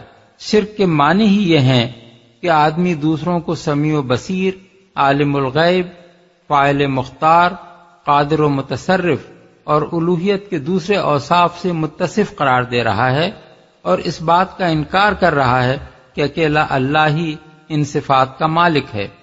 سنفرغ لكم أيها الثقلان فبأي آلاء ربكما تكذبان۔ اے زمین کے بوجھو، ان قریب ہم تم سے باز پرس کرنے کے لیے فارغ ہوئے جاتے ہیں، پھر دیکھ لیں گے کہ تم اپنے رب کے کن کن احسانات کو جھٹلاتے ہو۔ زمین کے بوجھو، اصل میں لفظ ثقلان استعمال ہوا ہے جس کا مادہ فے قاف لام ہے۔ ثقل کے معنی بوجھ کے ہیں اور ثقل اس بار کو کہتے ہیں جو سواری پر لدا ہوا ہو۔ ثقلین کا لفظی ترجمہ ہوگا دو لدے ہوئے بوجھ۔ اس جگہ یہ لفظ جن و انس کے لیے استعمال کیا گیا ہے کیونکہ یہ دونوں زمین پر لدے ہوئے ہیں۔ اور چونکہ اوپر سے خطاب ان انسانوں اور جنوں سے ہوتا چلا آ رہا ہے جو اپنے رب کی طاعت و بندگی سے منحرف ہیں، اور آگے بھی آیت 45 تک وہی مخاطب ہیں، اس لیے ان کو ایھا الثقلان کہہ کر خطاب فرمایا گیا ہے، گویا خالق اپنی مخلوق کے ان دونوں نالائق گروہوں سے فرما رہا ہے کہ اے وہ لوگو جو میری زمین پر بار بنے ہوئے ہو، ان قریب میں تمہاری خبر لینے کے لیے فارغ ہوا جاتا ہوں۔ فارغ ہوئے جاتے ہیں۔ اس کا یہ مطلب نہیں کہ اس وقت اللہ تعالیٰ ایسا مشغول ہے کہ اسے ان نافرمانوں سے باز پرس کرنے کی فرصت نہیں ملتی، بلکہ اس کا مطلب دراصل یہ ہے کہ اللہ تعالیٰ نے خاص اوقات نامہ مقرر کر رکھا ہے جس کے مطابق پہلے وہ ایک معین مدت تک اس دنیا میں انسانوں اور جنوں کی نسلوں پر نسلیں پیدا کرتا رہے گا اور انہیں دنیا کی اس امتحان گاہ میں لا کر کام کرنے کا موقع دے گا، پھر ایک مخصوص ساعت میں امتحان کا یہ سلسلہ یکلخت بند کر دیا جائے گا اور تمام جن و انس جو اس وقت موجود ہوں گے بیک وقت ہلاک کر دیے جائیں گے۔ پھر ایک اور ساتھ نوع انسانی اور نوع جن دونوں سے باز پرس کرنے کے لیے اس کے ہاں طے شدہ ہے، جب ان کے اولین و آخرین کو اثر نو زندہ کر کے بیک وقت جمع کیا جائے گا۔ اس اوقات نامے کے لحاظ سے فرمایا گیا ہے کہ ابھی ہم پہلے دور کا کام کر رہے ہیں اور دوسرے دور کا وقت بھی نہیں آیا ہے، کجا کہ تیسرے دور کا کام اس وقت شروع کر دیا جائے، مگر تم گھبراؤ نہیں، ان قریب وہ وقت آیا چاہتا ہے جب ہم تمہاری خبر لینے کے لیے فارغ ہو جائیں گے۔ یہ عدم فراغت اس معنی میں نہیں ہے کہ اللہ تعالیٰ کو ایک کام نے ایسا مشغول کر رکھا ہے کہ دوسرے کام کی فرصت وہ نہیں پا رہا ہے، بلکہ اس کی نوعیت ایسی ہے جیسے ایک شخص نے مختلف کاموں کے لیے ایک ٹائم ٹیبل بنا رکھا ہو اور اس کی روح سے جس کام کا وقت ابھی نہیں آیا ہے اس کے بارے میں وہ کہے کہ میں سر دست اس کے لیے فارغ نہیں ہوں۔ احسانات کو جھٹلاتے ہو۔ یہاں اعلیٰ کو قدرتوں کے معنی میں بھی لیا جا سکتا ہے۔ سلسلہ کلام کو نگاہ میں رکھا جائے تو یہ دونوں معنی ایک ایک لحاظ سے مناسب نظر آتے ہیں۔ ایک معنی لیے جائیں تو مطلب یہ ہوگا کہ آج تم ہماری نعمتوں کی ناشکریاں کر رہے ہو اور کفر، شرک، دہریت، فسق اور نافرمانی کے مختلف رویے اختیار کر کے طرح طرح کی نمک حرامیاں کیے چلے جاتے ہو، مگر کل جب باز پرس کا وقت آئے گا اس وقت ہم دیکھیں گے کہ ہماری کس کس نعمت کو تم اتفاقی حادثہ یا اپنی قابلیت کا ثمرہ یا کسی دیوی دیوتا یا بزرگ ہستی کی مہربانی کا کرشمہ ثابت کرتے ہو۔ دوسرے معنی لیے جائیں تو مطلب یہ ہوگا کہ آج تم قیامت اور حشر و نشر اور حساب و کتاب اور جنت و دوزخ کا مذاق اڑاتے ہو اور اپنے نزدیک اس خیال خام میں مبتلا ہو کہ ایسا ہونا ممکن ہی نہیں ہے، مگر جب ہم باز پرس کے لیے تم کو گھیر لائیں گے اور وہ سب کچھ تمہارے سامنے آ جائے گا جس کا آج تم انکار کر رہے ہو، اس وقت ہم دیکھیں گے کہ ہماری کس کس قدرت کو تم جھٹلاتے ہو۔ يا معشر الجن والإنس إن استطعتم أن تنفذوا من أقطار السماوات والأرض فانفذوا لا تنفذون إلا بسلطان فبأي آلاء ربكما تكذبان۔ اے گروہ جن و انس، اگر تم زمین اور آسمانوں کی سرحدوں سے نکل کر بھاگ سکتے ہو تو بھاگ دیکھو، نہیں بھاگ سکتے، اس کے لیے بڑا زور چاہیے۔ اپنے رب کی کن کن قدرتوں کو تم جھٹلاؤ گے؟ بڑا زور چاہیے۔ زمین اور آسمانوں سے مراد ہے کائنات، یا بالفاظ دیگر خدا کی خدائی۔ آیت کا مطلب یہ ہے کہ خدا کی گرفت سے بچ نکلنا تمہارے بس میں نہیں ہے۔ جس باز پرس کی تمہیں خبر دی جا رہی ہے اس کا وقت آنے پر تم خواہ کسی جگہ بھی ہو بہرحال پکڑ لائے جاؤ گے۔ اس سے بچنے کے لیے تمہیں خدا کی خدائی سے بھاگ نکلنا ہوگا اور اس کا بلبوتا تم میں نہیں ہے۔ اگر ایسا گھمنڈ تم اپنے دل میں رکھتے ہو تو اپنا زور لگا کر دیکھ لو۔ يرسل عليكما شواظ من نار ونحاس فلا تنتصران فبأي آلاء ربكما تكذبان بھاگنے کی کوشش کرو گے تو تم پر آگ کا شعلہ اور دھواں چھوڑ دیا جائے گا جس کا تم مقابلہ نہ کر سکو گے۔ اے جن و انس، تم اپنے رب کی کن کن قدرتوں کا انکار کرو گے؟ آگ کا شعلہ اور دھواں چھوڑ دیا جائے گا۔ اصل میں شواظ اور نحاس کے الفاظ استعمال کیے گئے ہیں۔ شواظ اس خالص شعلے کو کہتے ہیں جس کے ساتھ دھواں نہ ہو، اور نحاس اس خالص دھوئیں کو کہتے ہیں جس میں شعلہ نہ ہو۔ یہ دونوں چیزیں یکے بعد دیگر انسانوں اور جنوں پر اس حالت میں چھوڑی جائیں گی جبکہ وہ اللہ تعالیٰ کی باز پرس سے بچ کر بھاگنے کی کوشش کریں گے۔ فَإِذَا انشَقَّتِ السَّمَاءُ فَكَانَتْ وَرْدَةً كَالدِّهَانِ فَبِأَيِّ آلَاءِ رَبِّكُمَا تُكَذِّبَانِ پھر کیا بنے گی اس وقت جب آسمان پھٹے گا اور لال چمڑے کی طرح سرخ ہو جائے گا۔ اے جن و انس، اس وقت تم اپنے رب کی کن کن قدرتوں کو جھٹلاؤ گے؟ سرخ ہو جائے گا۔ یہ روز قیامت کا ذکر ہے۔ آسمان کے پھٹنے سے مراد ہے بندش افلاک کا کھل جانا، اجرام سماوی کا منتشر ہو جانا، عالم بالا کے نظم کا درہم برہم ہو جانا، اور یہ جو فرمایا کہ آسمان اس وقت لال چمڑے کی طرح سرخ ہو جائے گا، اس کا مطلب یہ ہے کہ اس ہنگام عظیم کے وقت جو شخص زمین سے آسمان کی طرف دیکھے گا اسے یوں محسوس ہوگا جیسے سارے عالم بالا پر ایک آگ سی لگی ہوئی ہے۔ کن کن قدرتوں کو جھٹلاؤ گے؟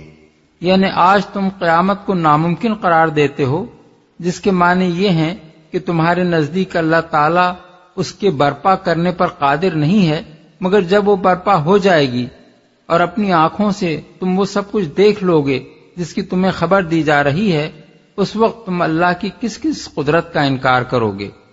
فَيَوْمَئِذٍ لَا يُسْأَلُ عَن ذَنبِهِ إِنسٌ وَلَا جَانٌّ فَبِأَيِّ آلَاءِ رَبِّكُمَا تُكَذِّبَانِ اس روز کسی انسان اور کسی جن سے اس کا گناہ پوچھنے کی ضرورت نہ ہوگی۔ پھر دیکھ لیا جائے گا تم دونوں گروہ اپنے رب کے کن کن احسانات کا انکار کرتے ہو۔ ضرورت نہ ہوگی۔ اس کی تشریح آگے کا یہ فقرہ کر رہا ہے کہ مجرم وہاں اپنے چہروں سے پہچان لیے جائیں گے۔ مطلب یہ ہے کہ اس عظیم الشان مجمع میں جہاں تمام اولین و آخرین اکٹھے ہوں گے، یہ پوچھتے پھرنے کی ضرورت نہ ہوگی کہ کون کون لوگ مجرم ہیں، نہ کسی انسان یا جن سے یہ دریافت کرنے کی ضرورت پیش آئے گی کہ وہ مجرم ہے یا نہیں۔ مجرموں کے اترے ہوئے چہرے اور ان کی خوفزدہ آنکھیں اور ان کی گھبرائی ہوئی صورتیں اور ان کے چھوٹتے ہوئے پسینے خود ہی یہ راز فاش کر دینے کے لیے کافی ہوں گے کہ وہ مجرم ہیں۔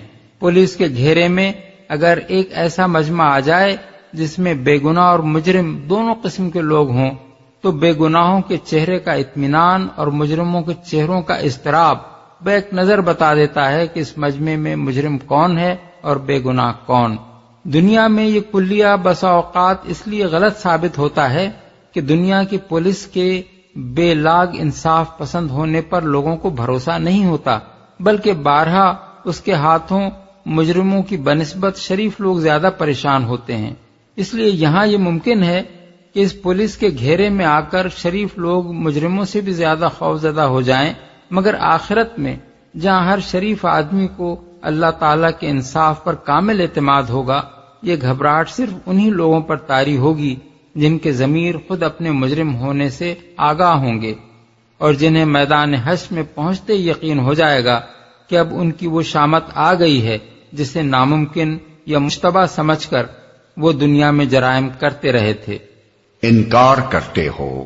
جرم کی حقیقی بنیاد قرآن کی نگاہ میں یہ ہے کہ بندہ جو اپنے رب کی نعمتوں سے متمتع ہو رہا ہے اپنے نزدیک یہ سمجھ بیٹھے کہ یہ نعمتیں کسی کی دی ہوئی نہیں ہیں بلکہ آپ سے آپ اسے مل گئی ہیں، یا یہ کہ یہ نعمتیں خدا کا عطیہ نہیں بلکہ اس کی اپنی قابلیت یا خوش نصیبی کا ثمرہ ہیں، یا یہ کہ یہ ہیں تو خدا کا عطیہ مگر اس خدا کا اپنے بندے پر کوئی حق نہیں ہے، یا یہ کہ خدا نے خود یہ مہربانیاں اس پر نہیں کی ہیں بلکہ یہ کسی دوسری ہستی نے اس سے کروا دی ہیں۔ یہی وہ غلط تصورات ہیں جن کے بنا پر آدمی خدا سے بے نیاز اور اس کی اطاعت و بندگی سے آزاد ہو کر دنیا میں وہ افعال کرتا ہے جن سے خدا نے منع کیا ہے اور وہ افعال نہیں کرتا جن کا اس نے حکم دیا ہے۔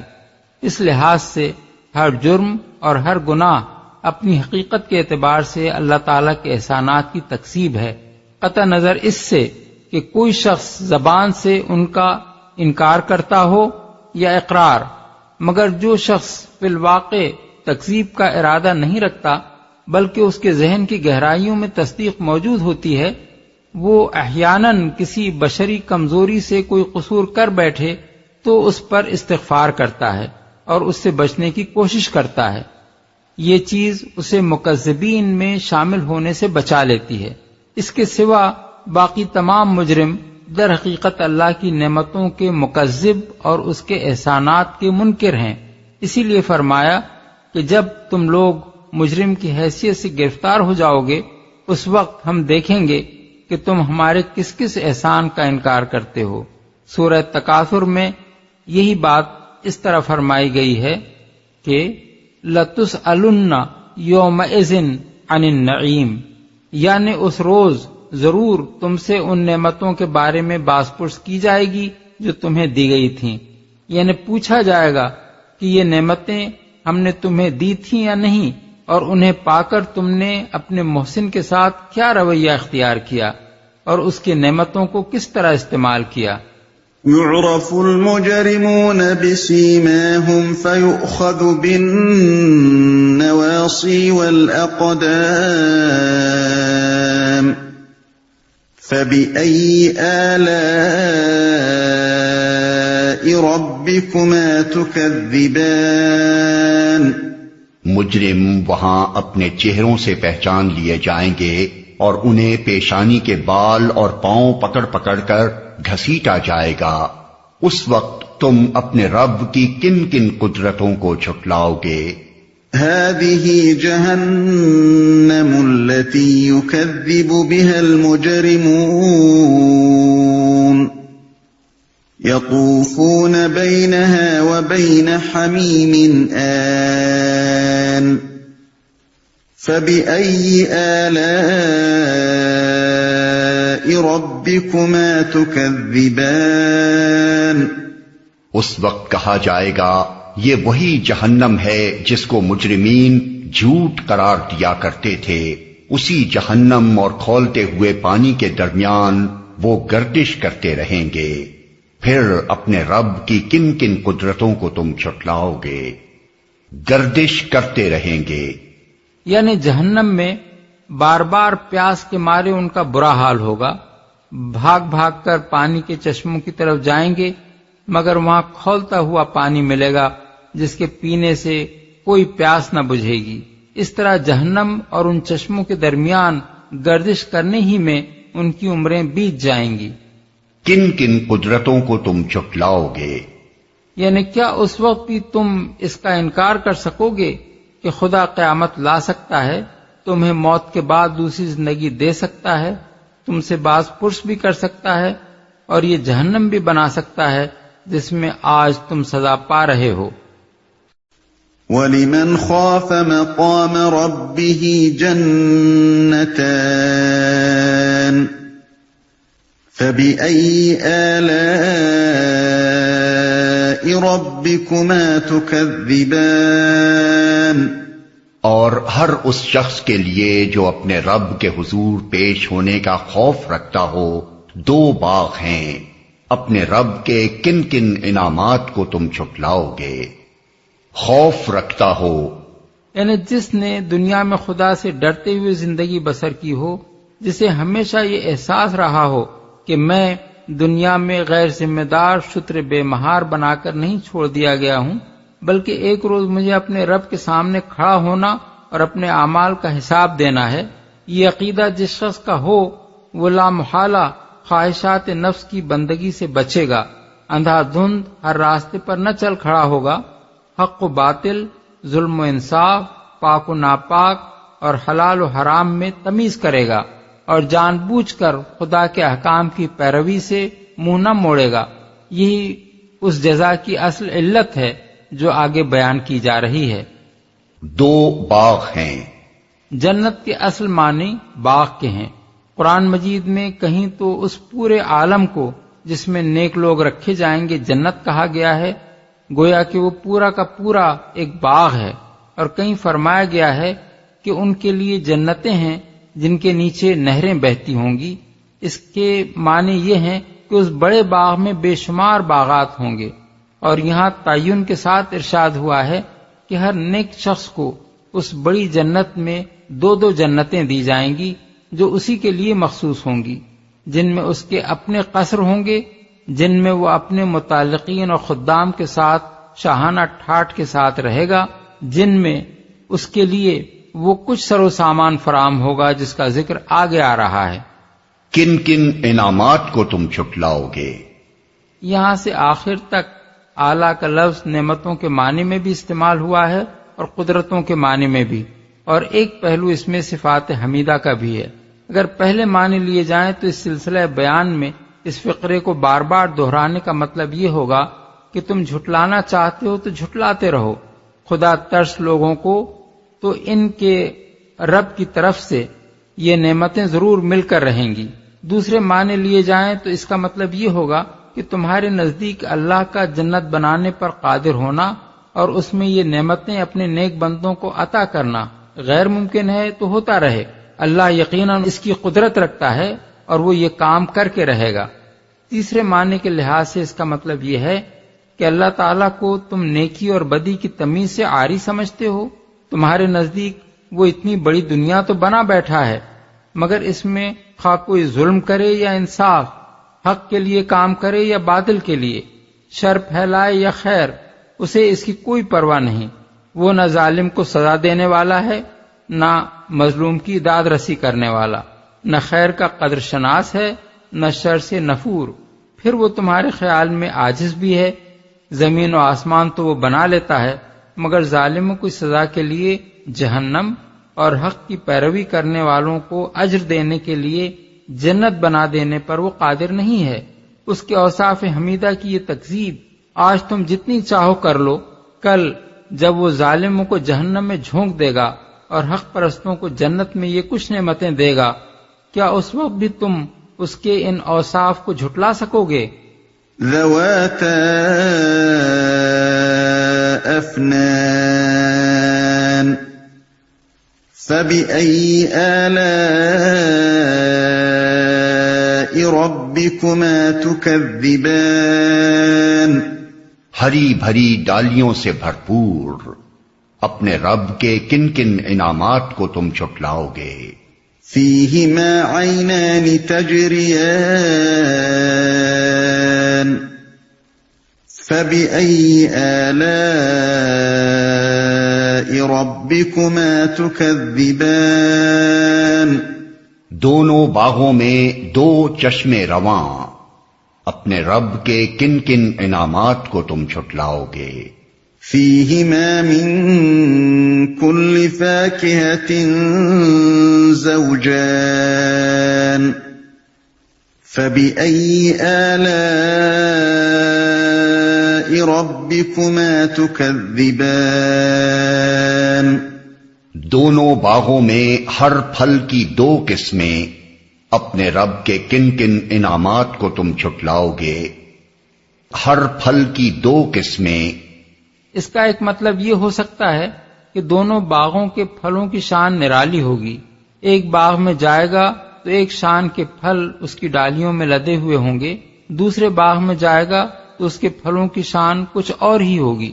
دوسرا مطلب یہ بھی ہو سکتا ہے کہ ان میں سے ہر باغ میں ایک قسم کے پھل معروف ہوں گے جن سے وہ دنیا میں بھی آشنا تھا، خواہ مزے میں وہ دنیا کے پھلوں سے کتنے ہی فائق ہوں، اور دوسری قسم کے پھل نادر ہوں گے جو دنیا میں کبھی اس کے خواب و خیال میں بھی نہ آئے تھے۔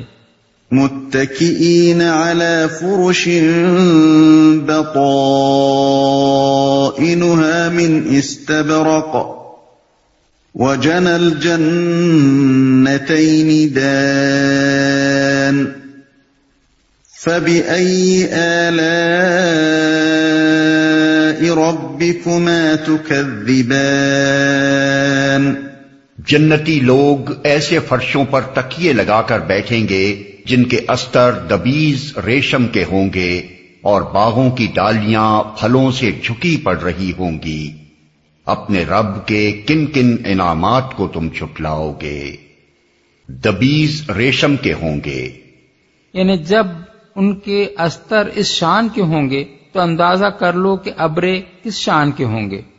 فیہن قاصرات الطرف لم یطمثہن انس قبلہم ولا جان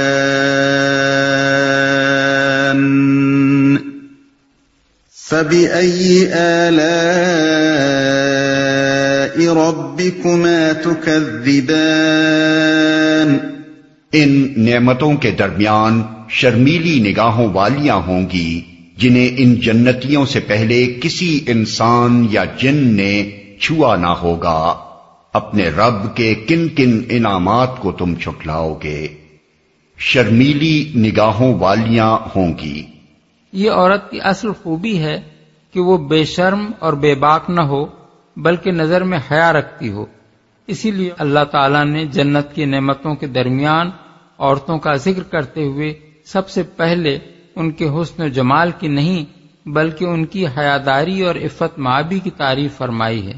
حسین عورتیں تو مخلوط کلبوں اور فلمی نگارخانوں میں بھی جمع ہو جاتی ہیں، اور حسن کے مقابلوں میں تو چھانٹ چھانٹ کر ایک سے ایک حسین عورت لائی جاتی ہے، مگر صرف ایک بدذوق اور بدقوارہ آدمی ہی ان سے دلچسپی لے سکتا ہے۔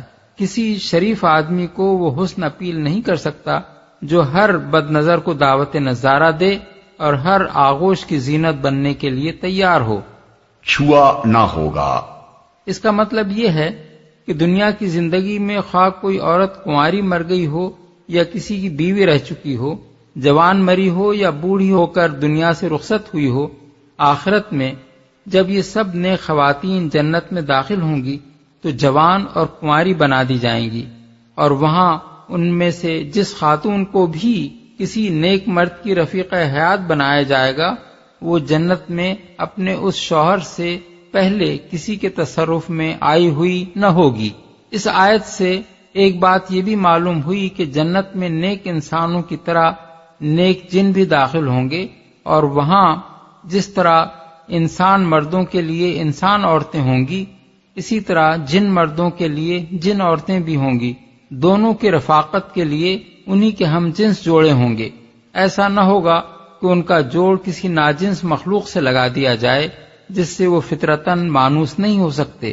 آیت کے یہ الفاظ کہ ان سے پہلے کسی انسان یا جن نے ان کو نہ چھوا ہوگا اس معنی میں نہیں ہے کہ وہاں عورتیں صرف انسان ہوں گی اور ان کو ان کے شوہروں سے پہلے کسی انسان یا جن نے نہ چھوا ہوگا، بلکہ ان کا اصل مطلب یہ ہے کہ وہاں جن اور انسان دونوں جنسوں کی عورتیں ہوں گی، سب حیادار اور اچھوتی ہوں گی۔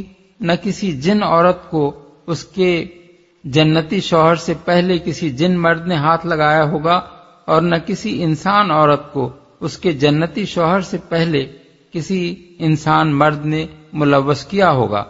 كأنهن الياقوت والمرجان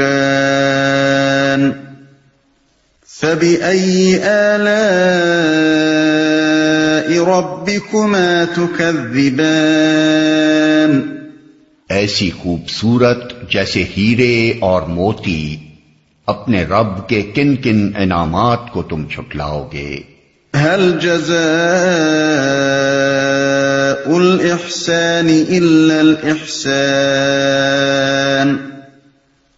فبأي آلاء ربكما تكذبان؟ نیکی کا بدلہ نیکی کے سوا اور کیا ہو سکتا ہے؟ پھر اے جن و انس، اپنے رب کے کن کن اوصاف حمیدہ کا تم انکار کرو گے؟ اور کیا ہو سکتا ہے؟ یعنی آخر یہ کیسے ممکن ہے کہ جو لوگ اللہ تعالیٰ کی خاطر دنیا میں عمر بھر اپنے نفس پر پابندیاں لگائے رہے ہوں، حرام سے بچتے اور حلال پر اکتفا کرتے رہے ہوں، فرض کو فرض جان کر اپنے فرائض بجا لاتے رہے ہوں، حق کو حق مان کر تمام حقداروں کے حقوق ادا کرتے رہے ہوں، اور شر کے مقابلے میں ہر طرح کی تکلیفیں اور مشقتیں برداشت کر کے خیر کی حمایت کرتے رہے ہوں، اللہ ان کی یہ ساری قربانیاں ضائع کر دے اور انہیں کبھی ان کا اجر نہ دے۔ تم انکار کرو گے؟ ظاہر بات ہے کہ جو شخص جنت اور اس کے اجر و ثواب کا منکر ہے، وہ دراصل اللہ تعالیٰ کی بہت سی صفات حسنہ کا انکار کرتا ہے۔ وہ اگر خدا کو مانتا بھی ہے تو اس کے متعلق بہت بری رائے رکھتا ہے۔ اس کے نزدیک وہ ایک چوپٹ راجا ہے جس کی اندھیر نگری میں نیکی کرنا گویا اسے دریا میں ڈال دینا ہے۔ وہ یا تو اسے اندھا اور بہرا سمجھتا ہے جسے کچھ خبر ہی نہیں کہ اس کی خدائی میں کون اس کی رضا کی خاطر جان، مال، نفس اور محنتوں کی قربانیاں دے رہا ہے، یا اس کے نزدیک وہ بے حس اور ناقدر شناس ہے جسے بھلے اور برے کی کچھ تمیز نہیں، یا پھر اس کے خیال ناقص میں وہ عاجز و درماندہ ہے جس کی نگاہ میں نیکی کی قدر چاہے کتنی ہی ہو مگر اس کا اجر دینا اس کے بس ہی میں نہیں ہے۔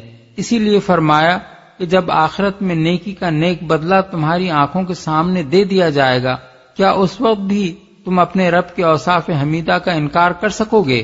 وَمِن دُونِهِمَا جَنَّتَانِ فَبِأَيِّ آلَاءِ رَبِّكُمَا تُكَذِّبَانِ؟ اور ان دو باغوں کے علاوہ دو باغ اور ہوں گے، اپنے رب کے کن کن انعامات کو تم چھٹلاؤ گے؟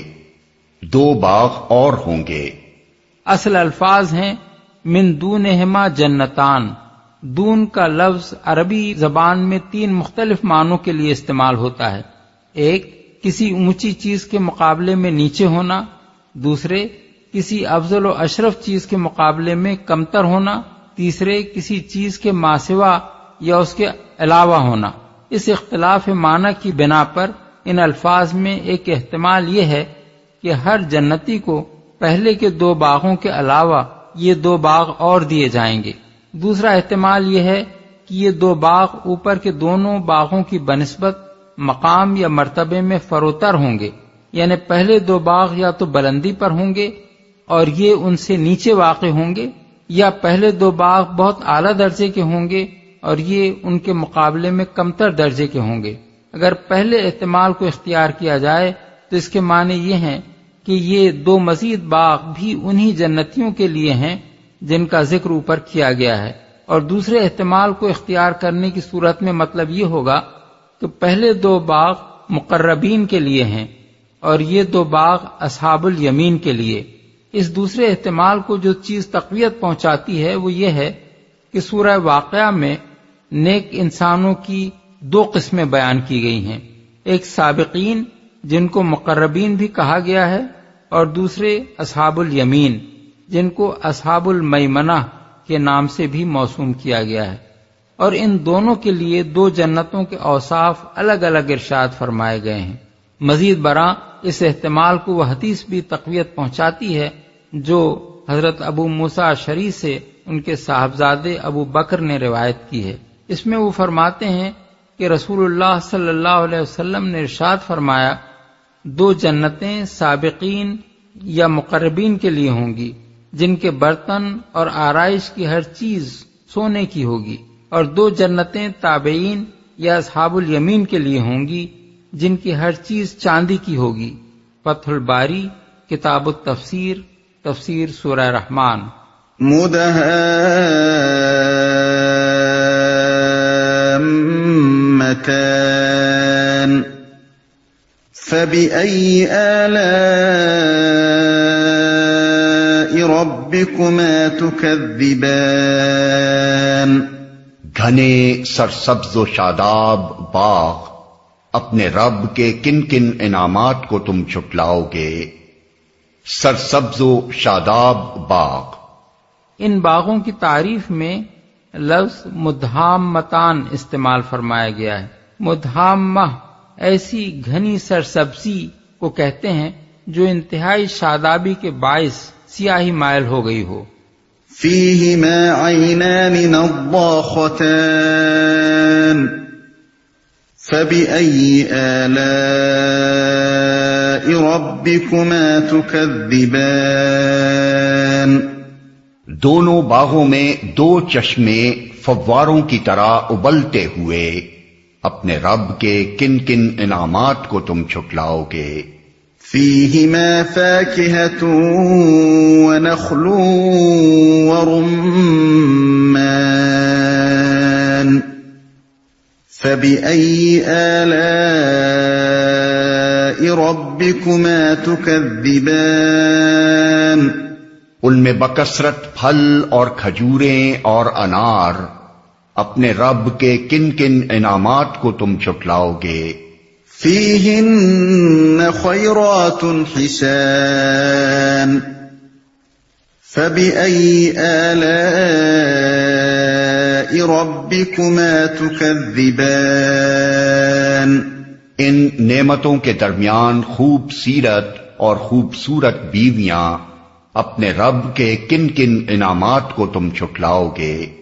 حور مقصورات في الخيام فبأي آلاء ربكما تكذبان خیموں میں ٹھہرائی ہوئی حوریں، اپنے رب کے کن کن انعامات کو تم چھٹلاؤ گے؟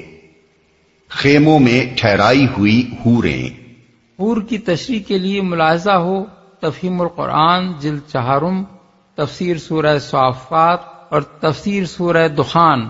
خیموں سے مراد غالباً اس طرح کے خیمے ہیں جیسے عمرہ و رؤسا کے لیے سیرگاہوں میں لگائے جاتے ہیں۔ اغلب یہ ہے کہ اہل جنت کی بیویاں ان کے ساتھ ان کے قصروں میں رہیں گی اور ان کی سیرگاہوں میں جگہ جگہ خیمے لگے ہوں گے جن میں حوریں ان کے لیے لطف و لذت کا سامان فراہم کریں گی۔ ہمارے اس قیاس کی بنا یہ ہے کہ پہلے خوبصورت اور خوبصورت بیویوں کا ذکر کیا جا چکا ہے، اس کے بعد اب حوروں کا ذکر الگ کرنے کے معنی یہ ہیں کہ یہ ان بیویوں سے مختلف قسم کی خواتین ہوں گی۔ اس قیاس کو مزید تقویت اس حدیث سے حاصل ہوتی ہے جو حضرت ام سلمہ سے مروی ہے۔ وہ فرماتی ہیں کہ میں نے رسول اللہ صلی اللہ علیہ وسلم سے پوچھا، یا رسول اللہ، دنیا کی عورتیں بہتر ہیں یا حوریں؟ حضور نے جواب دیا، دنیا کی عورتوں کو حوروں پر وہی فضیلت حاصل ہے جو ابرے کو استر پر ہوتی ہے۔ میں نے پوچھا کس بنا پر؟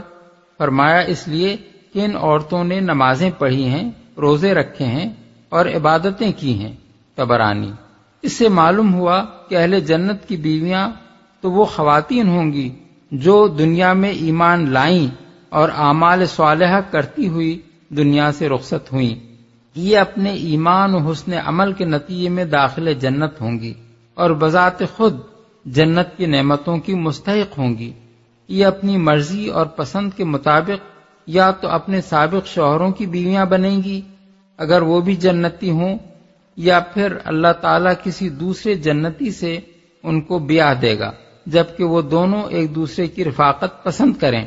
رہیں حوریں تو وہ اپنے کسی حسن عمل کے نتیجے میں خود اپنے استحقاق کی بنا پر جنتی نہیں بنیں گی، بلکہ اللہ تعالیٰ جنت کی دوسری نعمتوں کی طرح انہیں بھی اہل جنت کے لیے ایک نعمت کے طور پر جوان اور حسین و جمیل عورتوں کی شکل دے کر جنتیوں کو عطا کر دے گا تاکہ وہ ان کی صحبت سے لطف اندوز ہوں۔ لیکن بہرحال یہ جن و پری کی قسم کی مخلوق نہ ہوں گی، کیونکہ انسان کبھی صحبت ناجنس سے مانوس نہیں ہو سکتا۔ اس لیے اغلب یہ ہے کہ یہ وہ معصوم لڑکیاں ہوں گی جو نابالغی کی حالت میں فوت ہو گئیں اور ان کے والدین جنت کے مستحق نہ ہوئے کہ وہ ان کی ذریت کی حیثیت سے جنت میں ان کے ساتھ رکھی جائیں۔ لم يطمثهن انس قبلهم ولا جان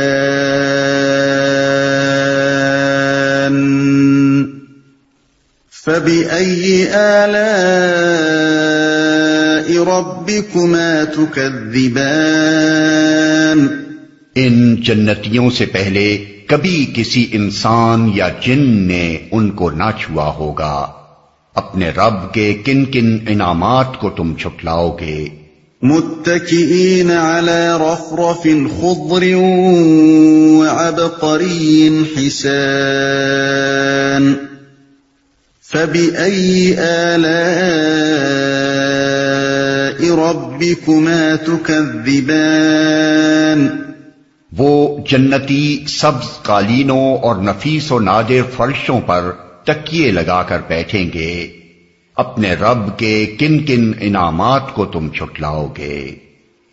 فرشوں پر اصل میں لفظ عبقری استعمال ہوا ہے۔ عرب جاہلیت کے افسانوں میں جنوں کے دارالسلطنت کا نام عبقر تھا، جسے ہم اردو میں پرستان کہتے ہیں۔ اسی کی نسبت سے عرب کے لوگ ہر نفیس و نادر چیز کو عبقری کہتے تھے، گویا وہ پرستان کی چیز ہے جس کا مقابلہ اس دنیا کی عام چیزیں نہیں کر سکتی۔ حتیٰ کہ ان کے محاورے میں ایسے آدمی کو بھی عبقری کہا جاتا تھا جو غیر معمولی قابلیتوں کا مالک ہو، جس سے عجیب و غریب کارنامے صادر ہوں۔ انگریزی میں لفظ جینیس بھی اسی معنی میں بولا جاتا ہے، اور وہ بھی جینی سے ماخوذ ہے جو جن کا ہم معنی ہے۔ اسی لیے یہاں اہل عرب کو جنت کے سر و سامان کی غیر معمولی نفاست و خوبی کا تصور دلانے کے لیے عبقری کا لفظ استعمال کیا گیا ہے۔ تبارک اسم ربک ذی الجلال والاکرام۔ بڑی برکت والا ہے تیرے رب جلیل و کریم کا نام۔